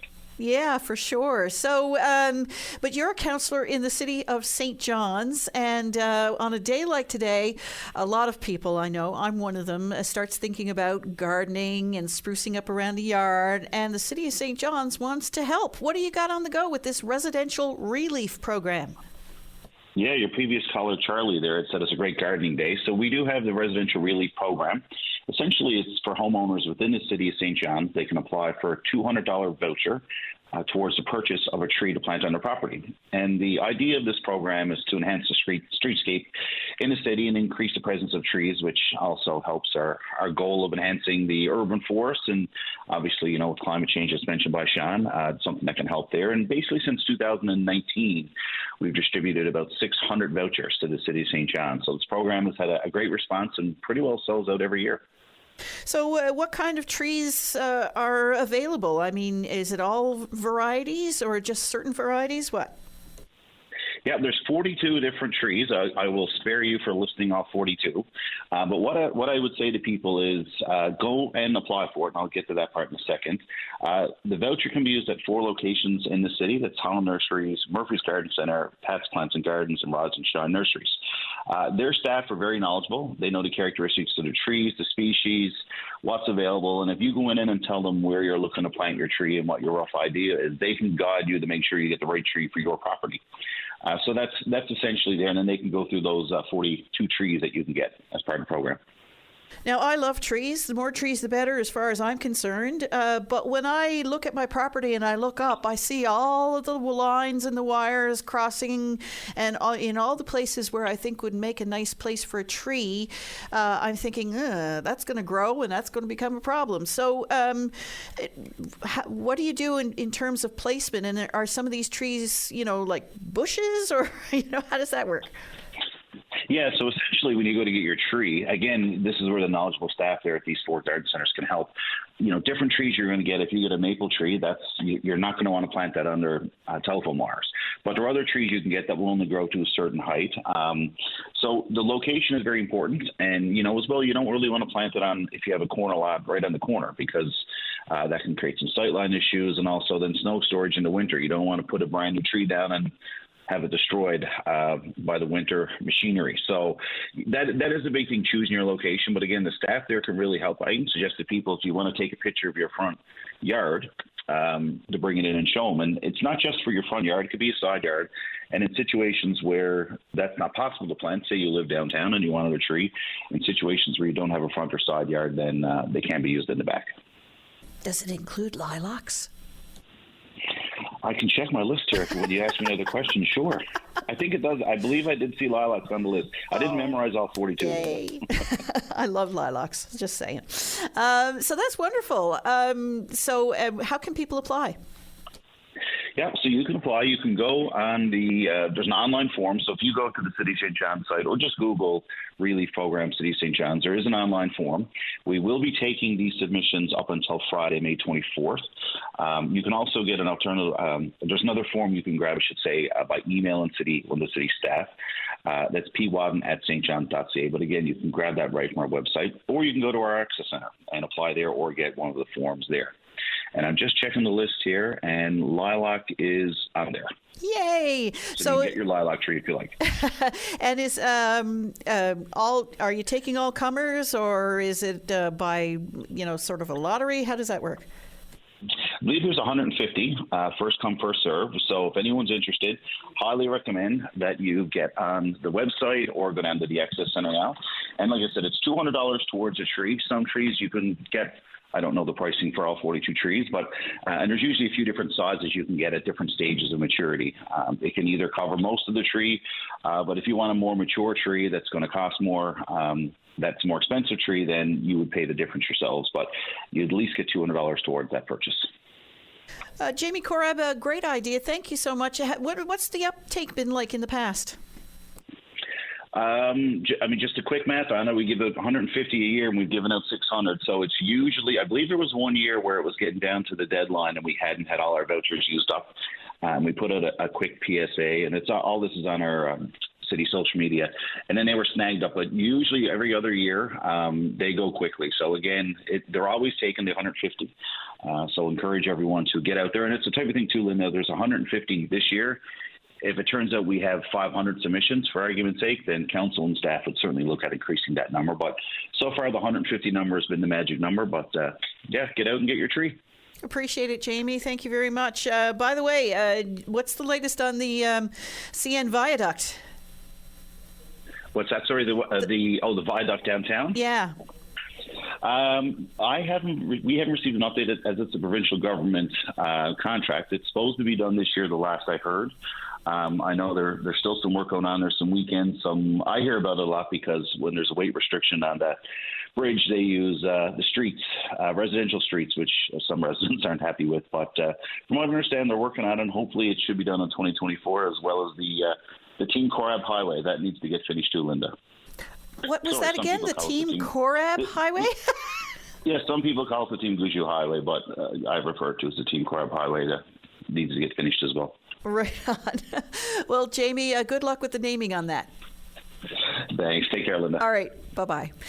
We are going to go now to, well, as you know, off the top of the show, we mentioned a story that we were running this weekend about a report that suggests more Canadian kids are turning into couch potatoes when it comes to getting enough physical activity, and weather is being used as an excuse for part of that. But also just, I guess, general culture and our obsession, I suppose, with phones. Here to talk a little bit more about that is someone who knows about getting people moving, Dr. T.A. Loeffler. Hello. Good morning. Good morning. Well, you can't use today as an example of a reason not to get out. No, gorgeous today. The sun is out, and the thing I definitely notice is when the sun's out, we see a lot more people out on the trails and the parks, walking around in their gardens. So we all get so excited here, especially in April and May when the sun comes out. Is it difficult to get young people active, and how can you, I guess, wrest them away from all of the very many distractions that we have in life these days? Well, my belief is we got to start them young. I was out mountain biking yesterday with my 5-year-old granddaughter, who we bought her first push bike when she was 1, and she's already a marvelous biker, enjoying the pump track over at Kitty Vitty. So I think those kind of lifelong physical activity habits can be nurtured with families, and families being active together, families going out to the playground, using nearby facilities to encourage kids to develop their physical literacy. Running, moving, kicking, and when we have that enjoyment in moving, I think we're much more likely to move throughout our lifetime. For sure, but it's a little more difficult when, the weather isn't always cooperating. It is today, but it hasn't been for the last number of months. And I know myself, I don't feel very motivated to go out in the miserable wet weather to get my legs moving. So what kind of alternatives are there? Well, I think that's where getting to know your local recreation facilities. I know different communities have different kinds of recreational community or facilities. So, on the university community, some folks will go to the field house and walk indoors. Some people will walk in the mall, and some people will dress up and go out in the weather. That's the wonderful reason why folks that have dogs as part of their families get more physical activity than those that don't, is because the dog just insists on going out no matter what the weather is. So some is developing that tolerance for being out when the weather's not so nice, and sometimes coming up with some alternatives. Is there a way we can be physically active within our homes? Can we take a little body break? And I'm pretty funny. If you watch me at my desk, when my little timer goes off once an hour, I go running up and down the stairs. I might do a few little body weight exercises. I stretch, I move, I get out my elastic bands. So I think what can be really helpful is developing a wide spectrum of ways to be physically active. And like you say, it must start early, because it's really hard to get motivated if you're, being a bit of a couch potato all your life. And it does, it is, I think we are creatures of habit, and we're creatures that are affected by inertia, so that couch can feel pretty cozy. But some of it is developing routines. So for me, I wake up in the morning, the first thing I do most mornings before even having a coffee is I go out and I walk through my neighborhood and through my local park, and I've got 30 minutes of physical activity before I even have had a coffee. And that sets me up to be pretty excited about moving through much of the day. Other folks sign up for sports, and I know in the participation Youth Report Card, it showed that there was a pretty good level of youth sport engagement. I think supporting physical education in schools helps that way. Again, setting that tone, and also looking at our community infrastructures. So I know I always talk about how when they redid Bannerman Park, it was so amazing to put in the loop.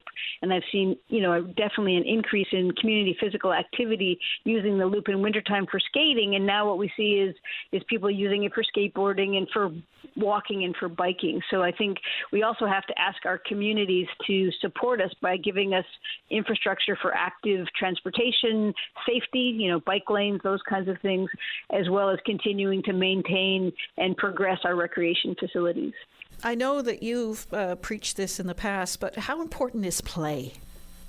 Oh, play is critical. And that's one of the things that they talked about in this year's report card, that ability for active, unstructured outdoor play. So that what we find is we put accelerometers on young humans and set them about, the most active they are is during outdoor active play. So I love to see, Bishop Field. It's a school in my neighborhood. They do some really interesting things in terms of taking their students over to Bannerman Park and using that playground area. So they get the walk over, and then just seeing kids actively involved in unstructured outdoor play. They're running, they're jumping, they're taking that break for school, which makes it more possible for them to concentrate in school, and also they're going to sleep better in the evening time. So looking at innovative ways to use community facilities in schools and vice versa can also support physical activity. And having folks figure out how in their routine they can get their young folks to go out. And recently I was reading about a playground in Scandinavia that was built specifically for teenagers, with teenage-sized things for them to play on as a way to try to entice them off those screens. That's a great idea, because we don't have enough of those kinds of spaces for kids who are older. Exactly. And I think usually when we see a group of teenage folks, we always sort of get worried about what they're up to. But if we give them wonderful things in their sizes outside, I mean, I love to give the example of the pump track we have here in St. John's, and I know they have one in Corner Brook. And for your listeners who might not know what a pump track is, because it's not necessarily apparent from its name, it's a facility that's involved with either made out of gravel or asphalt that has these sort of a path that you can ride a bicycle through, and it has dips and turns, and we have one now in St. John's, thanks to the cooperation of Canary Cycles, the Avalon Mountain Bike Association, and the City of St. John's, and it's right there on the shores of Kitiviti, so parents can go for a walk around Kitiviti, and their youth, and I've seen kids from like my granddaughter yesterday all the way up through the teenage years using that track for fun, for thrills, and for preparation for mountain biking, which is an area of recreational pursuit that's really on the rise here on the Avalon. Dr. T.A. Loeffler, really appreciate your time and your insight on all of this. Thank you very much. You're welcome. Have a great day, Linda. All right, get back out there. Okay, I'm out there now. Bye. Bye. Your thoughts on what she's had to say, by all means, do give us a call. We're going to take a short break. Now is your time to pick up the phone. And we are back. Linda Swain in for Patty Daly, who's off today. We're going now to Ken. You're on the air. Hello, Ken. Hey, good morning, Linda. How are you? I'm good. How are you? Not too bad. Nice day outside here in Gould. First of all, let me say thank you to your producer. I did try and get on Friday, and like the good gentleman he is, he called me back this morning, asked me if I was still interested, and of course I am. So, Linda, I want to talk a little bit about the proposed wind industry coming to Newfoundland. Now, I've got a couple articles which I'm not going to read keyed up here. And one, now this just broke, 155 Ontario municipalities are unwilling hosts for future wind projects. Also, a major company in Alberta just scrapped a project, a company called TransAlta Wind Energy, and that's due to a 35-kilometer buffer zone that's been put in. Now, but is it really a wind industry, or is it a hydrogen production industry that is energized by wind? Well, if it involves skyscraper-type wind turbines to produce that hydrogen, it's a wind industry. And not only that, I mean, like I had some thoughts in mind, but now I'm off track. But anyway, so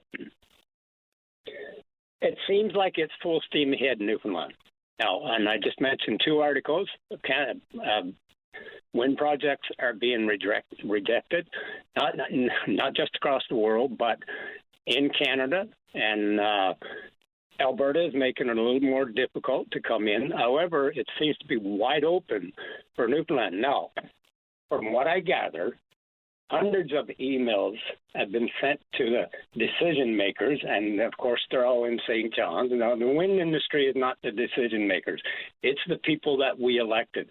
And their emails have either gone unnoticed or they've been ignored from all these concerned citizens.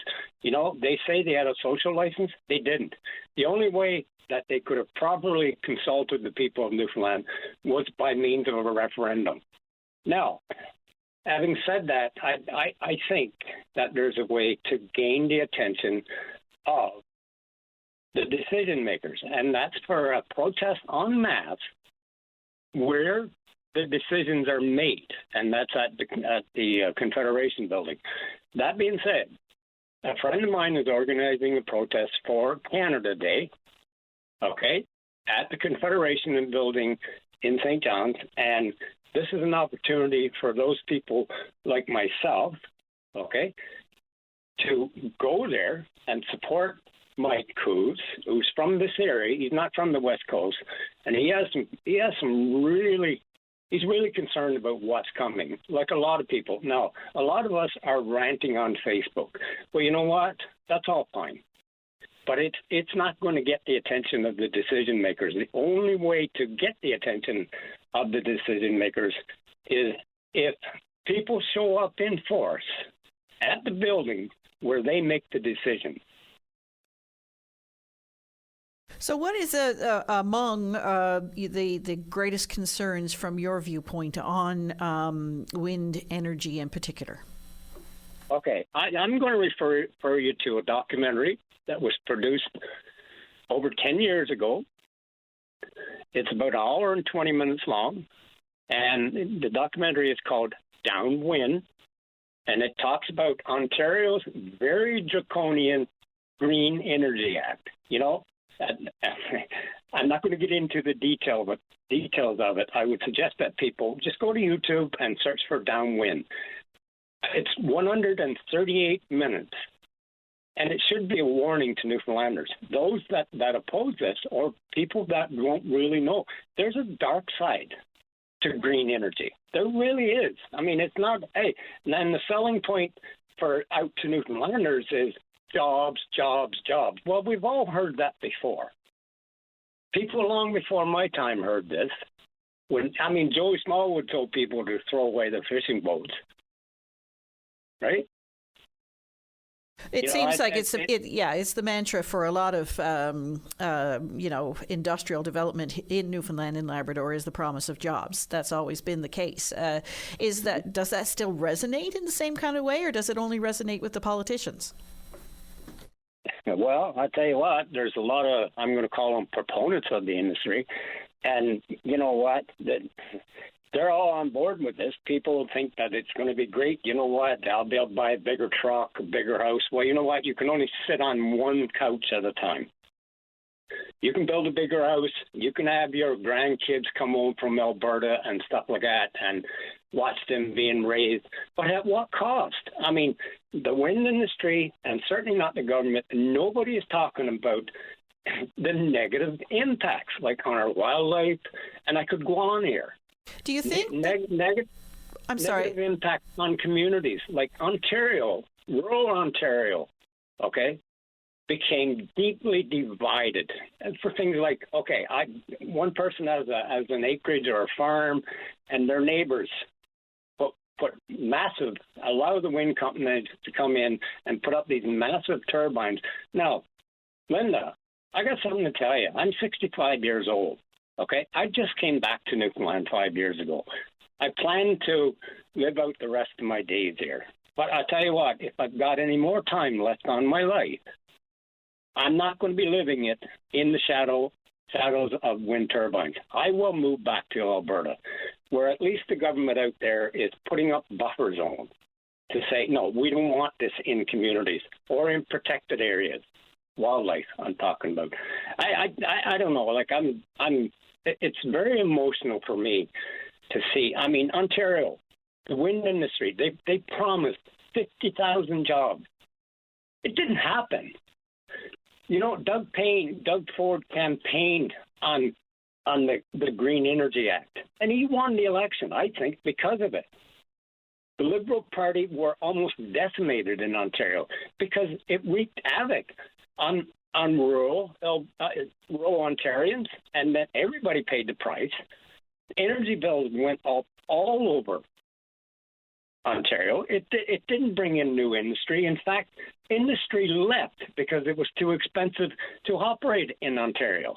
There's so much out there, information right now. I just offered you two new articles that just came out. One about 155 communities in Ontario that are saying no to future wind products. Alberta is putting up a 35 kilometer buffer zone. Where's it all going? Where's all this going? And very few people are speaking out against it, other than a Facebook group. Do you think that, out of sight, out of mind, do you think that you'll hear from more people? There'll be more of a public outcry when these massive structures start to dot the landscape? Well, I'm going to go back to an article that was published by CBC Newfoundland and Labrador. And I can't give you the details, but the CEO of Newfoundland and Labrador Hydro, she figures, I'm quoting them now.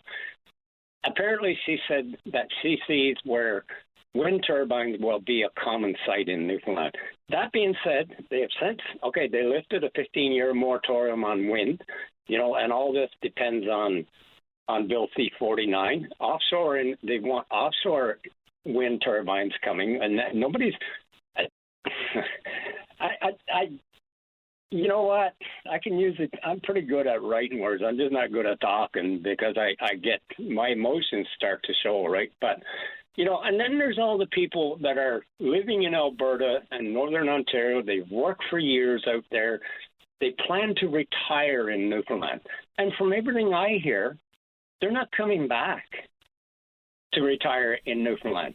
So, they're promising this is going to do good for our economy. What about our tourism industry? Are people going to flock into Newfoundland like they have for years to watch whales if there's no whales to watch? Ken, we'll have to leave it there. We're up to news time now, but I appreciate your call. We'll hear what others have to say. Thank you very much. Hey, you have a great day. You too. Bye-bye. And we are up to news time with Brian Medor. When we come back, we hope to hear from you. You're listening to a rebroadcast of VOCM Open Line. Have your say by calling 709-273-5211 or 1-888-590-8626 and listen live weekday mornings at 9 a.m. And we're back into the final hour of the program. Linda Swain in for Patty Daly. If you have heard anything you want to comment on or anything you'd like to bring up, now is your chance to do so. We're going to go now to Juan in Carbonear. Hello, Juan. Yes. I say good morning, Linda. I don't believe I've had the pleasure of actually calling in while you were hosting Patty did, but we have a really terrible line, Juan. Are you able to? I tell you what. Go ahead. Better? Yeah, that's a little bit better. Oh, I'm sorry. Okay. Great. Well, we'll do the best we can. This is very, very quick. Just a question, comment about some wildlife, and your staff was very, very helpful. It gave me the name of an individual over at Munn. But my wife and I, we have a house on the south side here in Carbonear, that's right on the harbor, and we have a seagull that seems to live in the area, and when we're here, lives on our back deck. And the seagull has a silver band on his left leg and a yellow one on his right leg. And if you get close enough, you can see it has numbers and letters, which include the number 4 and the letter A, I believe. And I was just curious what organization, academic group or whatever, perhaps might be responsible for the banding and the tracking of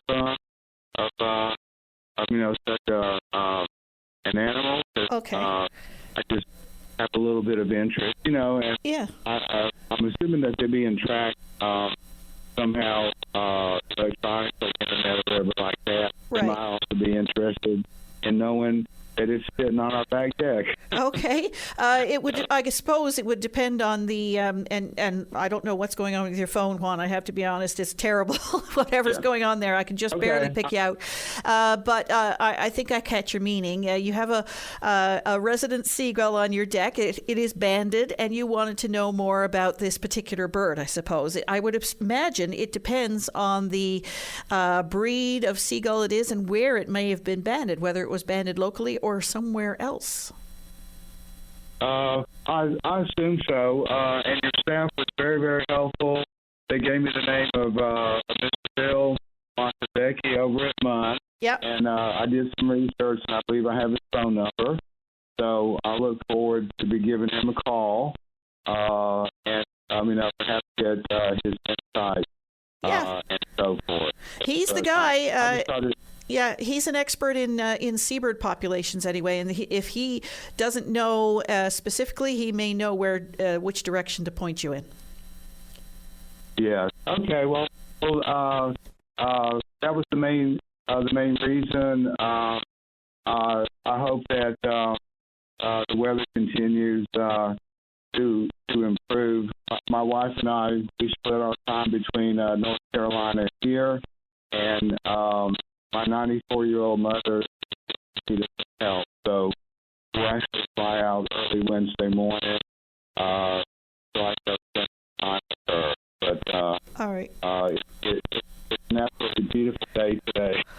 All right, Juan. All the best to you now and your mom, and thanks for your call. Okay, thanks so much. Okay, bye-bye. Not sure what was happening with that line. I've never heard anything like that before, but hopefully people took part of his meaning from that. We're going to go now to Roger Martin. You're on the air. Hello, Roger. Hello, how are you? I'm good. How are you?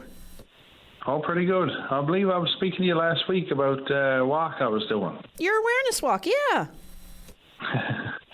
Well, I did it in the rain. Excellent. What was it like?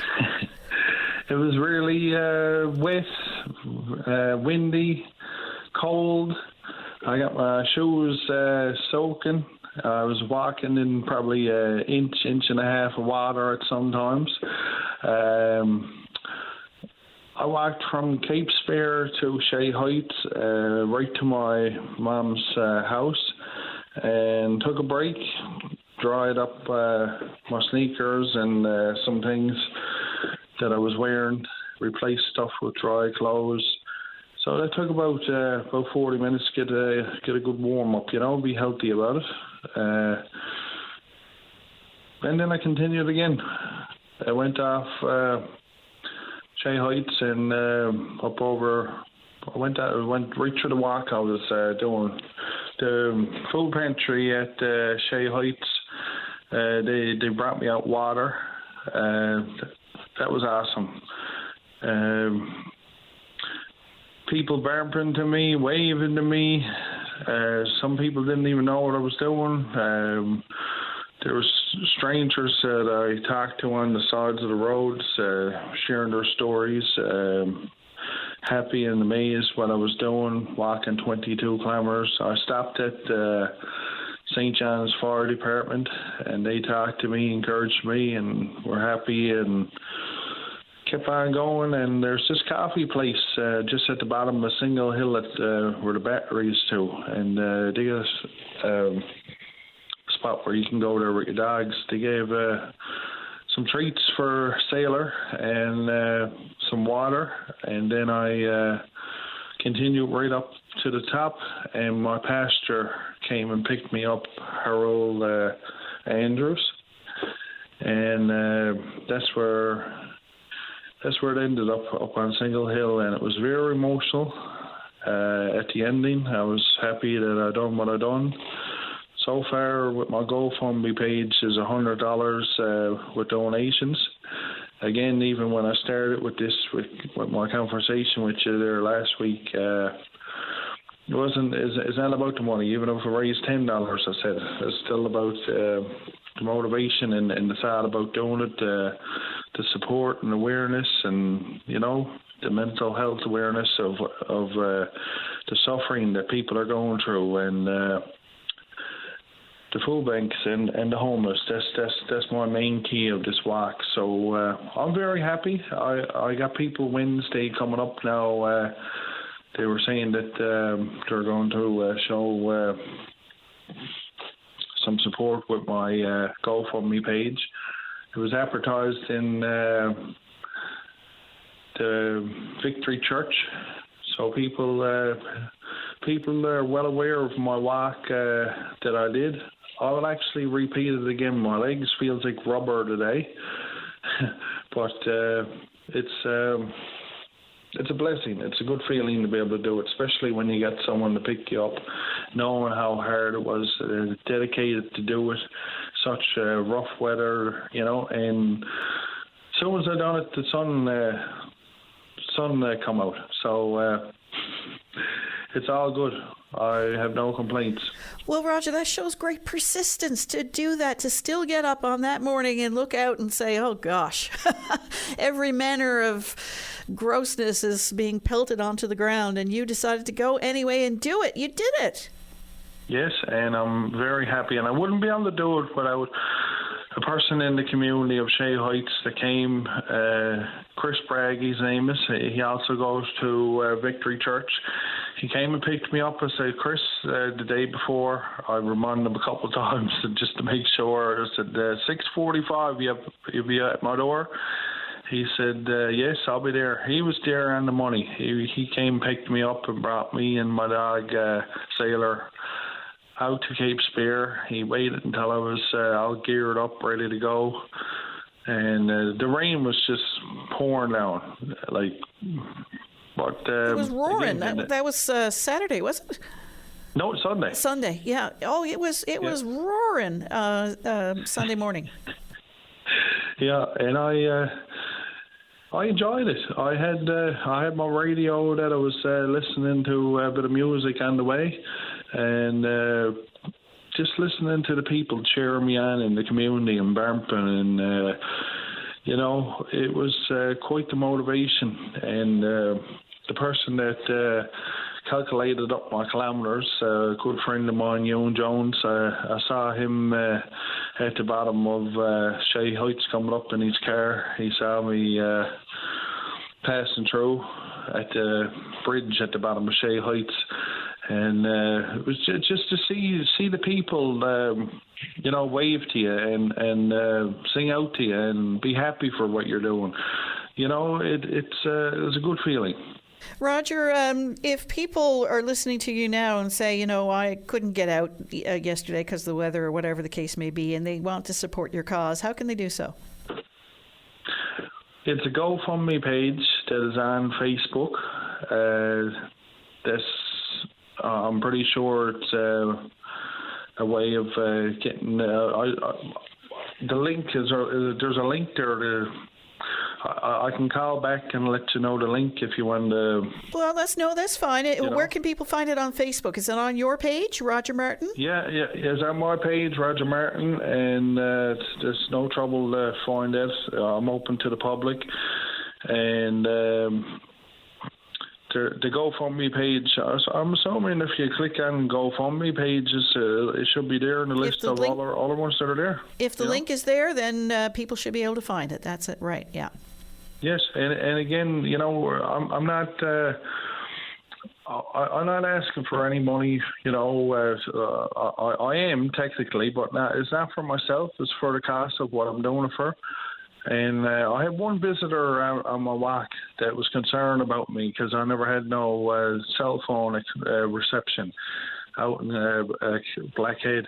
And that was my brother. He came out and saw me and made sure I was okay and took a video of me, a few pictures. And that's what really pushed me, to be quite honest with you.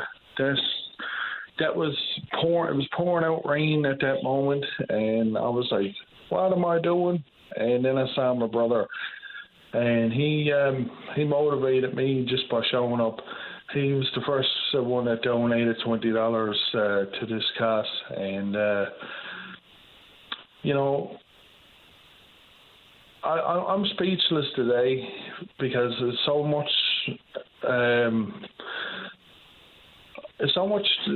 that I went through yesterday, weather-wise or anything. But I'll repeat it again, no problem. It was a mental challenge, but I loved every part of it. Well, Roger, congratulations. 22 kilometers in yesterday's kind of weather. 22 kilometers period is not an easy walk, especially up and down those hills. And in that kind of weather yesterday, you're to be commended. All the best to you, Roger, and hopefully people will show you a little support. And the money is going to Thrive, is it? We're dividing up to the food banks. And Thrive, Heather Hunt is my supporter, and we decided that if everything goes well on a good level with my supporters and stuff, we were hoping to put the money aside for Christmas coming up, because Day as a Christmas helps out the community with people and single parents and stuff like that. So I thought it'd be nice to be able to do that, because there's not such as a food bank down there. They have access of places to help out, and they does really awesome work, I gotta say. It's whatever way this turns out, I'm leaving the page open, and like I said, I'll repeat this again if I have. I like to see people walk up with me next time and have a nice day to do it also. Like I done my part in proving that I'm a man of my word. My grandfather's father fought in the World War One, Victor Clark, and so I guess I got a bit of soldier blood in me to keep me moving the way I do. Sometimes, sometimes having things in your mind. You gotta push yourself. You gotta forget about the hard times sometimes and think about, hey, there's worse other people suffering out there, and it do motivate you, get you moving. I'm part of that walk and the greats, especially Leslie Street. I couldn't put one foot ahead of the other at one point. I had to stop for a minute and take a little spell, but just kept going, and I'm just proud of myself today. Well, you should be, Roger. Thank you very much for your call. Congratulations and all the best to you. Thank you so much. Okay. Bye-bye. God bless. Bye-bye. And we'll be back right after this. Well, we had a busy morning all morning with plenty of contributions, but the phones have suddenly gone silent. So if you were trying to get through earlier and you couldn't get through, or for whatever reason, now is your opportunity to give us a call. Well, a confidential decision obtained by the Canadian Press shows that the Canadian Transportation Agency recently ruled that a couple was not entitled to a refund from WestJet because they chose to cancel their 2020 booking. That's even though the airline had already canceled the flight, and WestJet's policies at the time stated customers would get a refund in the event of disruptions outside of its control. Passenger rights advocate Gabor Lukash says precedents going back 2 decades have established refund rights in these circumstances. So very interesting indeed. And we've seen this dichotomy where passenger rights are being upheld by new laws in the country. And on the other side, the airlines are saying, well, sometimes these policies are actually costing them money, which is resulting in higher airfare. So we've seen these two sides of the argument, and if you have any thoughts on that, you're certainly welcome to give us a call. Nick is on the line. Hello, Nick. Hi, how are you? I'm good. How are you? Just calling. Good. I just going to call in. I heard you talking about the airlines and stuff. I'll just give you a brief understanding of something I'm going through right now. Earlier the year, we booked a ticket with Air Canada for a family vacation to go to Orlando. And there was a bit of weather in St. John's, and the weather was like a bit of an issue. But the other side of it was Air Canada records all their phone conversations, and which was good in a way, which is also bad, because when you need to copy the conversation, they say they don't have it. But when they need it, they've got it. And what happened to us was they flew us from St. John's to Halifax, then to Tampa Bay.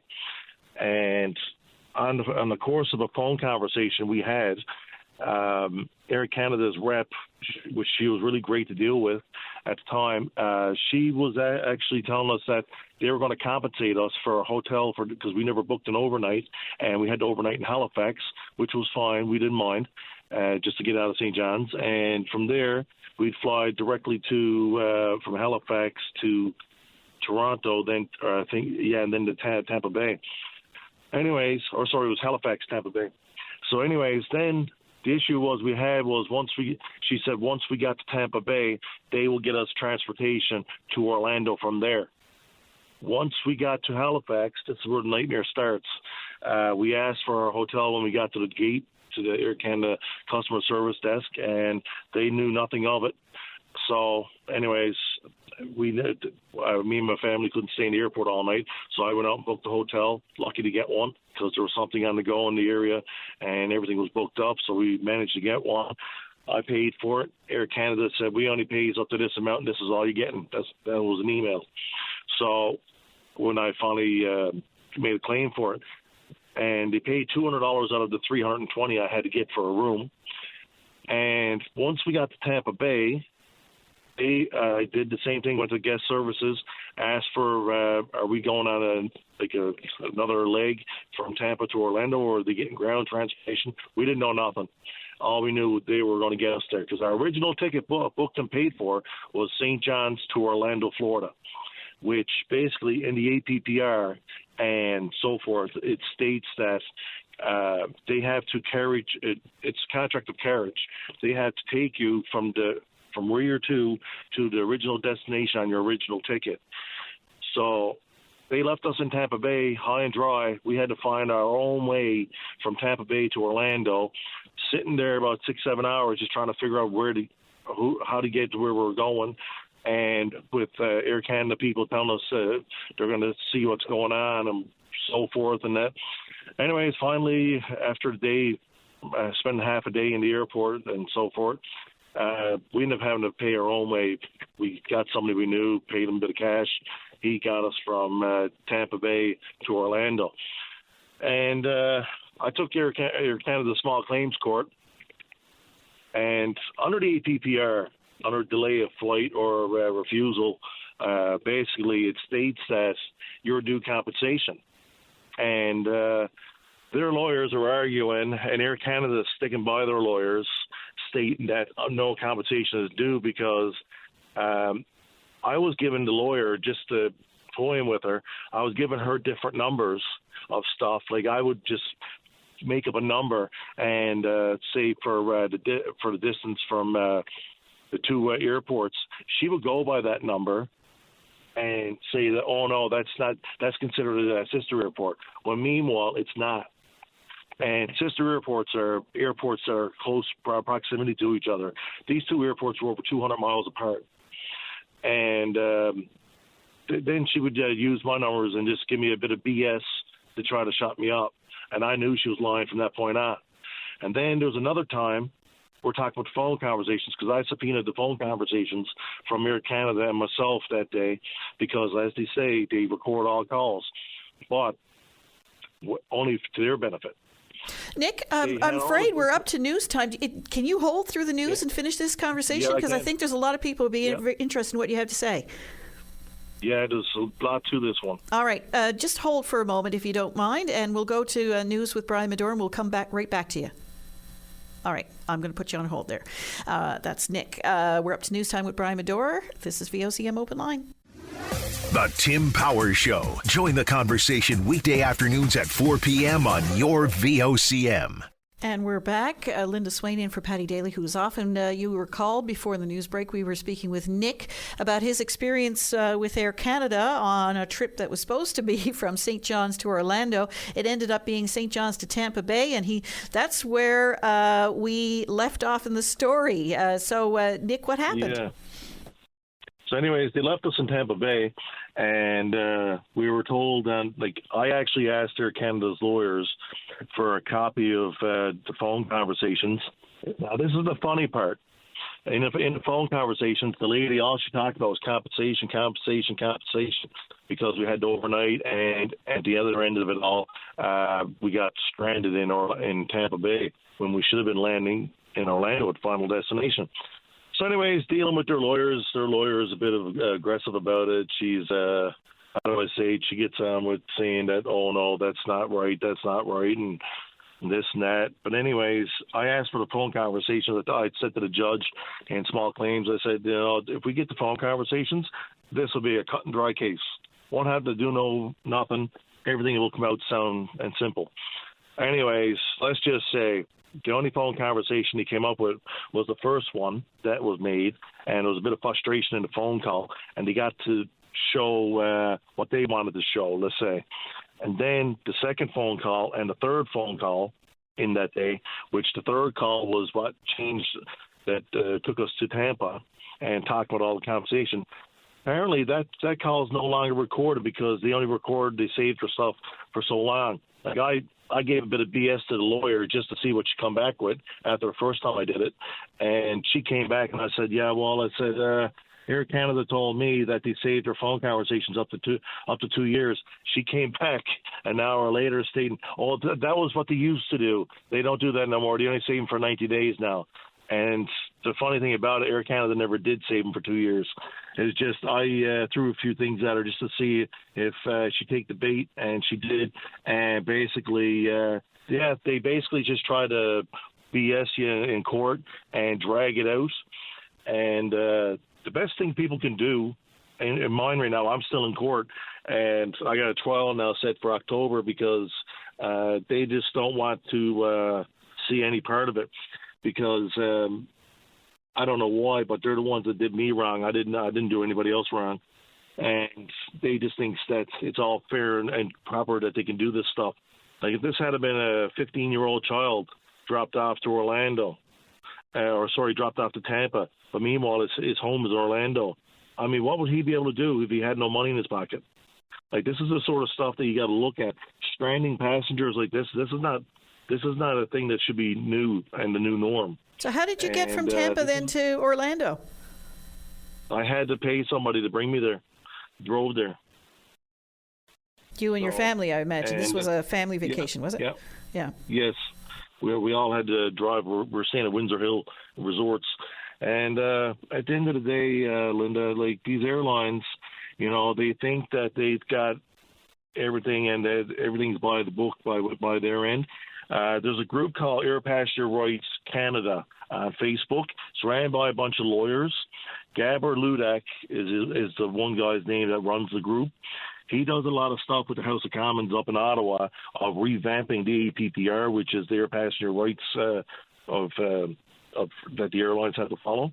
And the thing is this group helps a lot of people out. Like Gabor helped me out in conversations and stated that, this is what I was entitled to. This is the sections it falls under. And this lawyer I'm dealing with, like for Canada, she's saying none of this is true. It doesn't fall under this. It doesn't fall under that. And this is what we're dealing with. They basically want to drag it out so that you'll just walk away from it. That's what they try to do. And people got to understand when you let them away with this, they're just never going to change. They're going to keep on doing it. So a bit of advice I'd like to give the people out there is this group, join it. If you got any questions, make a post. These guys are no problem in helping people out. They'll give you whatever best sound advice they can. And if they don't have it, they'll tell you straight up or they'll put you in the right direction. Like it's just ludicrous what the airlines do. Like I'll give you an example of another airline. You're looking at provincial airlines here in the island. Besides gouging people for what they charge them, I mean, it's crazy. Like there's some workers I know to go back and forth to Labrador. And what happens here in St. John's is that provincial airlines got what you call cowboy pilots. They will try to land in anything. They don't care if they overshoot runways or what they do. They'll try to land in anything. No, that's not. And hey, I've been on them.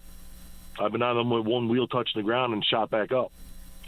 And anyways, what I'm trying to say is that they put a bumper sticker on the back of your ticket when they're not sure if they can land or not. And basically on that bumper sticker, a little thing says they're not responsible for any hotels and meals or so forth. But you can't, if you get off that flight, then you're screwed to get on another one. And basically, that's just what they do. They'll try to get in there, and if they can't make it, then you got to pay for your own hotel. And for some of these workers that are going back and forth, I mean, to be stuck in Deer Lake and paying a $300 hotel fee, I mean, that's a day's pay for some of these guys. And that's what it's coming down to. Like, airlines got to be held accountable a lot more than what they are. And never mind listen to the CEOs of WestJet when they're on the radio complaining that these things are breaking them. They're not breaking them. They just need to learn to follow the laws and the rules of the airlines and what the government sets out under the Transportation Canada Act. And that's the problem is they don't want to follow them. All right, Nick, we have to leave it there, but your call has been very timely with this story in the news now, referencing Gabor Lukasz, as a matter of fact, and a recent incident involving WestJet. Thanks for your call. Just a quick one for you, just to give you an idea of what went on at the hospital the day that those workers got smoke inhalation from the ferry. I was there with my mother. She was... let's just say non-responsive, not breathing, and chest pains. we were told to wait in the back of the line because there's about 65 people in the health sciences emergency room. There needs to be someone out there watching to see who's more critical than others that's out there waiting, because right now, I mean, I left that hospital to go to St. Clair's, my mother, and she went to a convulsion in my truck, and I had to pull over to the side of the road and sit her up in the bus stop, and a paramedic going by stopped and took her because he said she needs to get in the hospital right away. Her sodium levels were dangerously low. So I think that our healthcare system is really gone, and if this had been a bigger catastrophe with that ferry, they wouldn't have been able to hold it. Nick, I appreciate your call. Thank you. Yeah, no problem. All righty. Bye-bye. Raising two important points there. If you have any thoughts, you're welcome to give us a call. We're going to go now to Tolson. You're on the air. Hello, Tolson Randall. Yes, good morning, Linda. How are you this morning, mate? I'm good. How are you? Well, not too bad, thanks. Now, Linda, I'm giving you a shout regarding the Janeway fundraiser that I do. I've been at it now for going on actually 36 years. I guess I had some dealings with you when you were in Carbonear over the years with, what would we call it? The CHVO country, yeah. was it? Mm-hmm. Yeah. Now, time flies, Linda May. You don't realize where it goes, and the older we get, the faster it goes. That's right. Like I said, this will be 40 years a year for the Janeway itself, and it'll be 36 for me involved with the Janeway. Amazing. So when is your fundraiser? The Janeway fundraiser this year, I'm having it on Saturday, May 18th, which is Saturday coming. The 18th of May on a Saturday night at 9 o'clock, and Pins Disco is playing for the dance. And where is it? It's at the Hearts Content Rec Centre. Hearts Content Rec Centre. Yep. And people will remember you're the one that used to go with Lady. Yes, a Newfoundland pony, that's right. We made 3 trips, actually, from Hearts Content right to the old Janeway down Fort Pepperell. The first trip would have been in 1993, the second one in 1994, and the last one would have been the 500th anniversary of Newfoundland, of the 500th anniversary. And I met a flotilla that evening going down Kingsbridge Road up to the boulevard there, where you go on up to the old Janeway. And I'm telling you, my old buddy out here in New Perligan told me years ago, if you ever meet the ambulance and fire trucks, you could have trouble. But she held her ground just like nothing else. My daughter was on me, the youngest daughter. She was only 12, and I told her if you had to jump, jump. But she just held up and all the traffic went by, and it was an amazing thing to see. Amazing indeed. And is that your picture up in Lakes? Beg your pardon? Is that your picture up in Lakes? No, up in Lakes Restaurant? Yeah. No, that's Charlie. That's the owner of the restaurant. Oh, very good. He had a pony, too. He had a pony years ago. Ah, very good. And actually, there's a story behind that. I ended up buying a lot of the equipment that he had years ago, and I had used on Lady to go to town. Chimes and bells and that kind of stuff. Wow. So it was a pretty touching story. Yeah, for sure. Well, all the best, Tolson, with your fundraiser this Saturday night, May 18th, at the Hearts Content Rec Centre. Pins Disco providing the music, 9 p.m. Be there or be square. I should also say that it's $10 admission at the door, and you have to be 19 or older to get in. Naturally. All right. All right, thanks, Linda, and all the best. You have a wonderful day. You too. Stay safe. Same to you. Bye-bye. Tolson Randall there with his annual Janeway fundraiser at Hearts Content Rec Centre this Saturday, 9 p.m. We're going to take a short break. When we come back, we hope to hear from you. And we are back into the final few minutes of the show. We're going to go to Kenny now. Hello, Kenny. Yes. How are you? Not too bad. That's good. What's on your mind? I live on the lawn. Right, and when you go down the main road, it's nothing but junk in the drains, garbage bags and everything. There's nothing but what in the drains? Garbage bags and dirt and everything. Okay. And well, that's the highway's responsibility. And then the council got to clean out the lanes going up and down. And the fellow that runs the place, he even lives in the house there, and he's not doing nothing about it. So how is the garbage getting into the drains? Is it just naturally accumulating over the winter, blowing around, that kind of thing? Or is it people intentionally throwing garbage in the drains? Both. So how does that get fixed? council won't do nothing about it. You can see the dirt from the road. There's a house just across from me. The drain is plugged right up. And is that causing problems like flooding? Yes. Onto your property? No, up here by trade school. Okay. So the water's not draining off, it's accumulating. Yep. I see. And you say the council won't do anything about it? You say it's the provincial road? Yes, it's a council road, and then it's highway road. Right?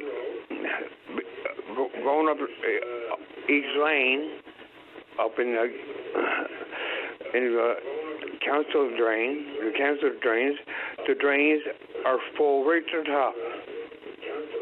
So you're saying on the highways portion that's run by the province, it's clear, and then the council roads are blocked? Yeah, and the main roads are blocked by the council. I see. And you've called council and there's been no satisfaction? I call it Openline. Oh, I see.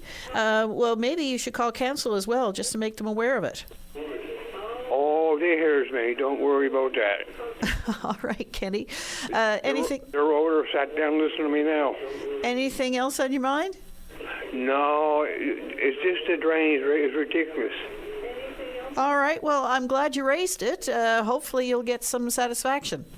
Okay, thank you. All right. Bye-bye. Kenny there, calling Open Line, knowing that sometimes that gets action. Anyway, your thoughts on that, you're certainly welcome to give us a call. Still with Bell Island, of course, is the situation involving the Flanders. And we were hoping to hear from the minister, John Abbott, this morning to get an update on the situation there, and to see how long the ferry might be out for, given the seriousness of the situation that happened late last week. We had some calls, of course, earlier to the show with people expressing some concerns about how something like that could happen. People with more knowledge than I about the electrical systems and the generators and whatnot in that engine room and how that all works. So it's going to take some time, no doubt, to figure out, first of all, what happened there. Second of all, how it can be fixed. And I'm sorry, my asthma is acting up, so I'm having trouble talking and or breathing. Anyway, we have lines open, so now is your opportunity to give us a call. But we were looking for an update on the ferry service, and of course that's raised larger questions throughout the province about the ferry service as a whole. And you heard from Jim McKenna earlier today about what's going on in his neck of the woods on the Fogo Island Change Islands run, because the Veteran has been out on refit for some time, and they've been using the Kamatik W on lease to operate on that run, but that's due to go to dry dock later this month. So there's a lot of questions that are being asked now about how these vessels are going to be, the shell game that is the provincial ferry service. I can remember years ago paying a visit to Confederation Building, and the minister at the time showing me with great enthusiasm, who had just taken over the transportation portfolio, showing me with great enthusiasm this huge map and showing me the intricacies of trying to keep the ferry system in particular going, and what was required in just the logistics of keeping it all going. So you can imagine now, even on a logistical level, how challenging that can be. But we've heard from some callers to the show today, basically blaming mismanagement on some of the issues that have been faced in the provincial intra-ferry service here in Newfoundland and Labrador. And it's been a little while. The ferry service usually gets an awful lot of attention, but it's been a little while since we've had any major incidents that have have caught people's attention like the one last week. So if you have any thoughts on that, you're certainly welcome to give us a call. And we've also heard, still with transportation, some of the concerns about airline the Passenger Bill of Rights, for instance, and some of the laws that have been put in there due to the hard work of people like Woodrow French and others who have brought forward this Passenger Bill of Rights and entrenched it in law. However, people still encountering lots of problems when it comes to the ferry service, not the ferry service, I'm sorry, the airline service, and what happens when things go awry, and things will go awry. Airlines, like a lot of things, rely very heavily on the weather. So, when those kinds of things happen, people get left in unusual circumstances. They either have to make diversions to other airports and then try and find a way around when, they've paid for their ticket outright. In some cases, they paid a rather hefty price for their tickets to get where they want to go. Has that prevented you from travel in the past? You're welcome to give us a call. We have another few minutes to go. And I'm not sure my lungs can hold out much longer. But so those are some of the things that people have been talking about. We've also been talking about shortages in healthcare, and we've heard it repeated time and time again. This is not a Newfoundland and Labrador problem. It's a problem right across Canada and, in fact, around the world. Well, internal documents in Ontario show that Premier Doug Ford's government has tried to keep secret. They're now showing that Ontario will need more than 33,000 nurses and almost 51,000 more personal support workers by 2032. 33,000 nurses by 2032. That's less than a decade away. Those projections well above the current level of students in the education system. Critics say the numbers show the health system shortages are dire. They add that it is troubling that government didn't want them revealed. So the Ontario government trying not to have those documents revealed publicly, and now they are out there. Ontario alone needing 33,000 nurses by the end of the next 8 years. Just imagine. And the number of students graduating, nowhere near that number. So now you have provinces, as we've seen here in Newfoundland and Labrador, competing with each other for those resources. And every province, healthcare is absolutely key. It's what we all rely on. And nurses, of course, a big part of healthcare, and when there's a nursing shortage, it affects everyone. Well, that's it for us for now on VOCM Open Line. Thank you, everyone, for your contributions to the show this morning. With any luck, Mr. Paddy Daly will be back in the chair tomorrow, so we look forward to seeing him then.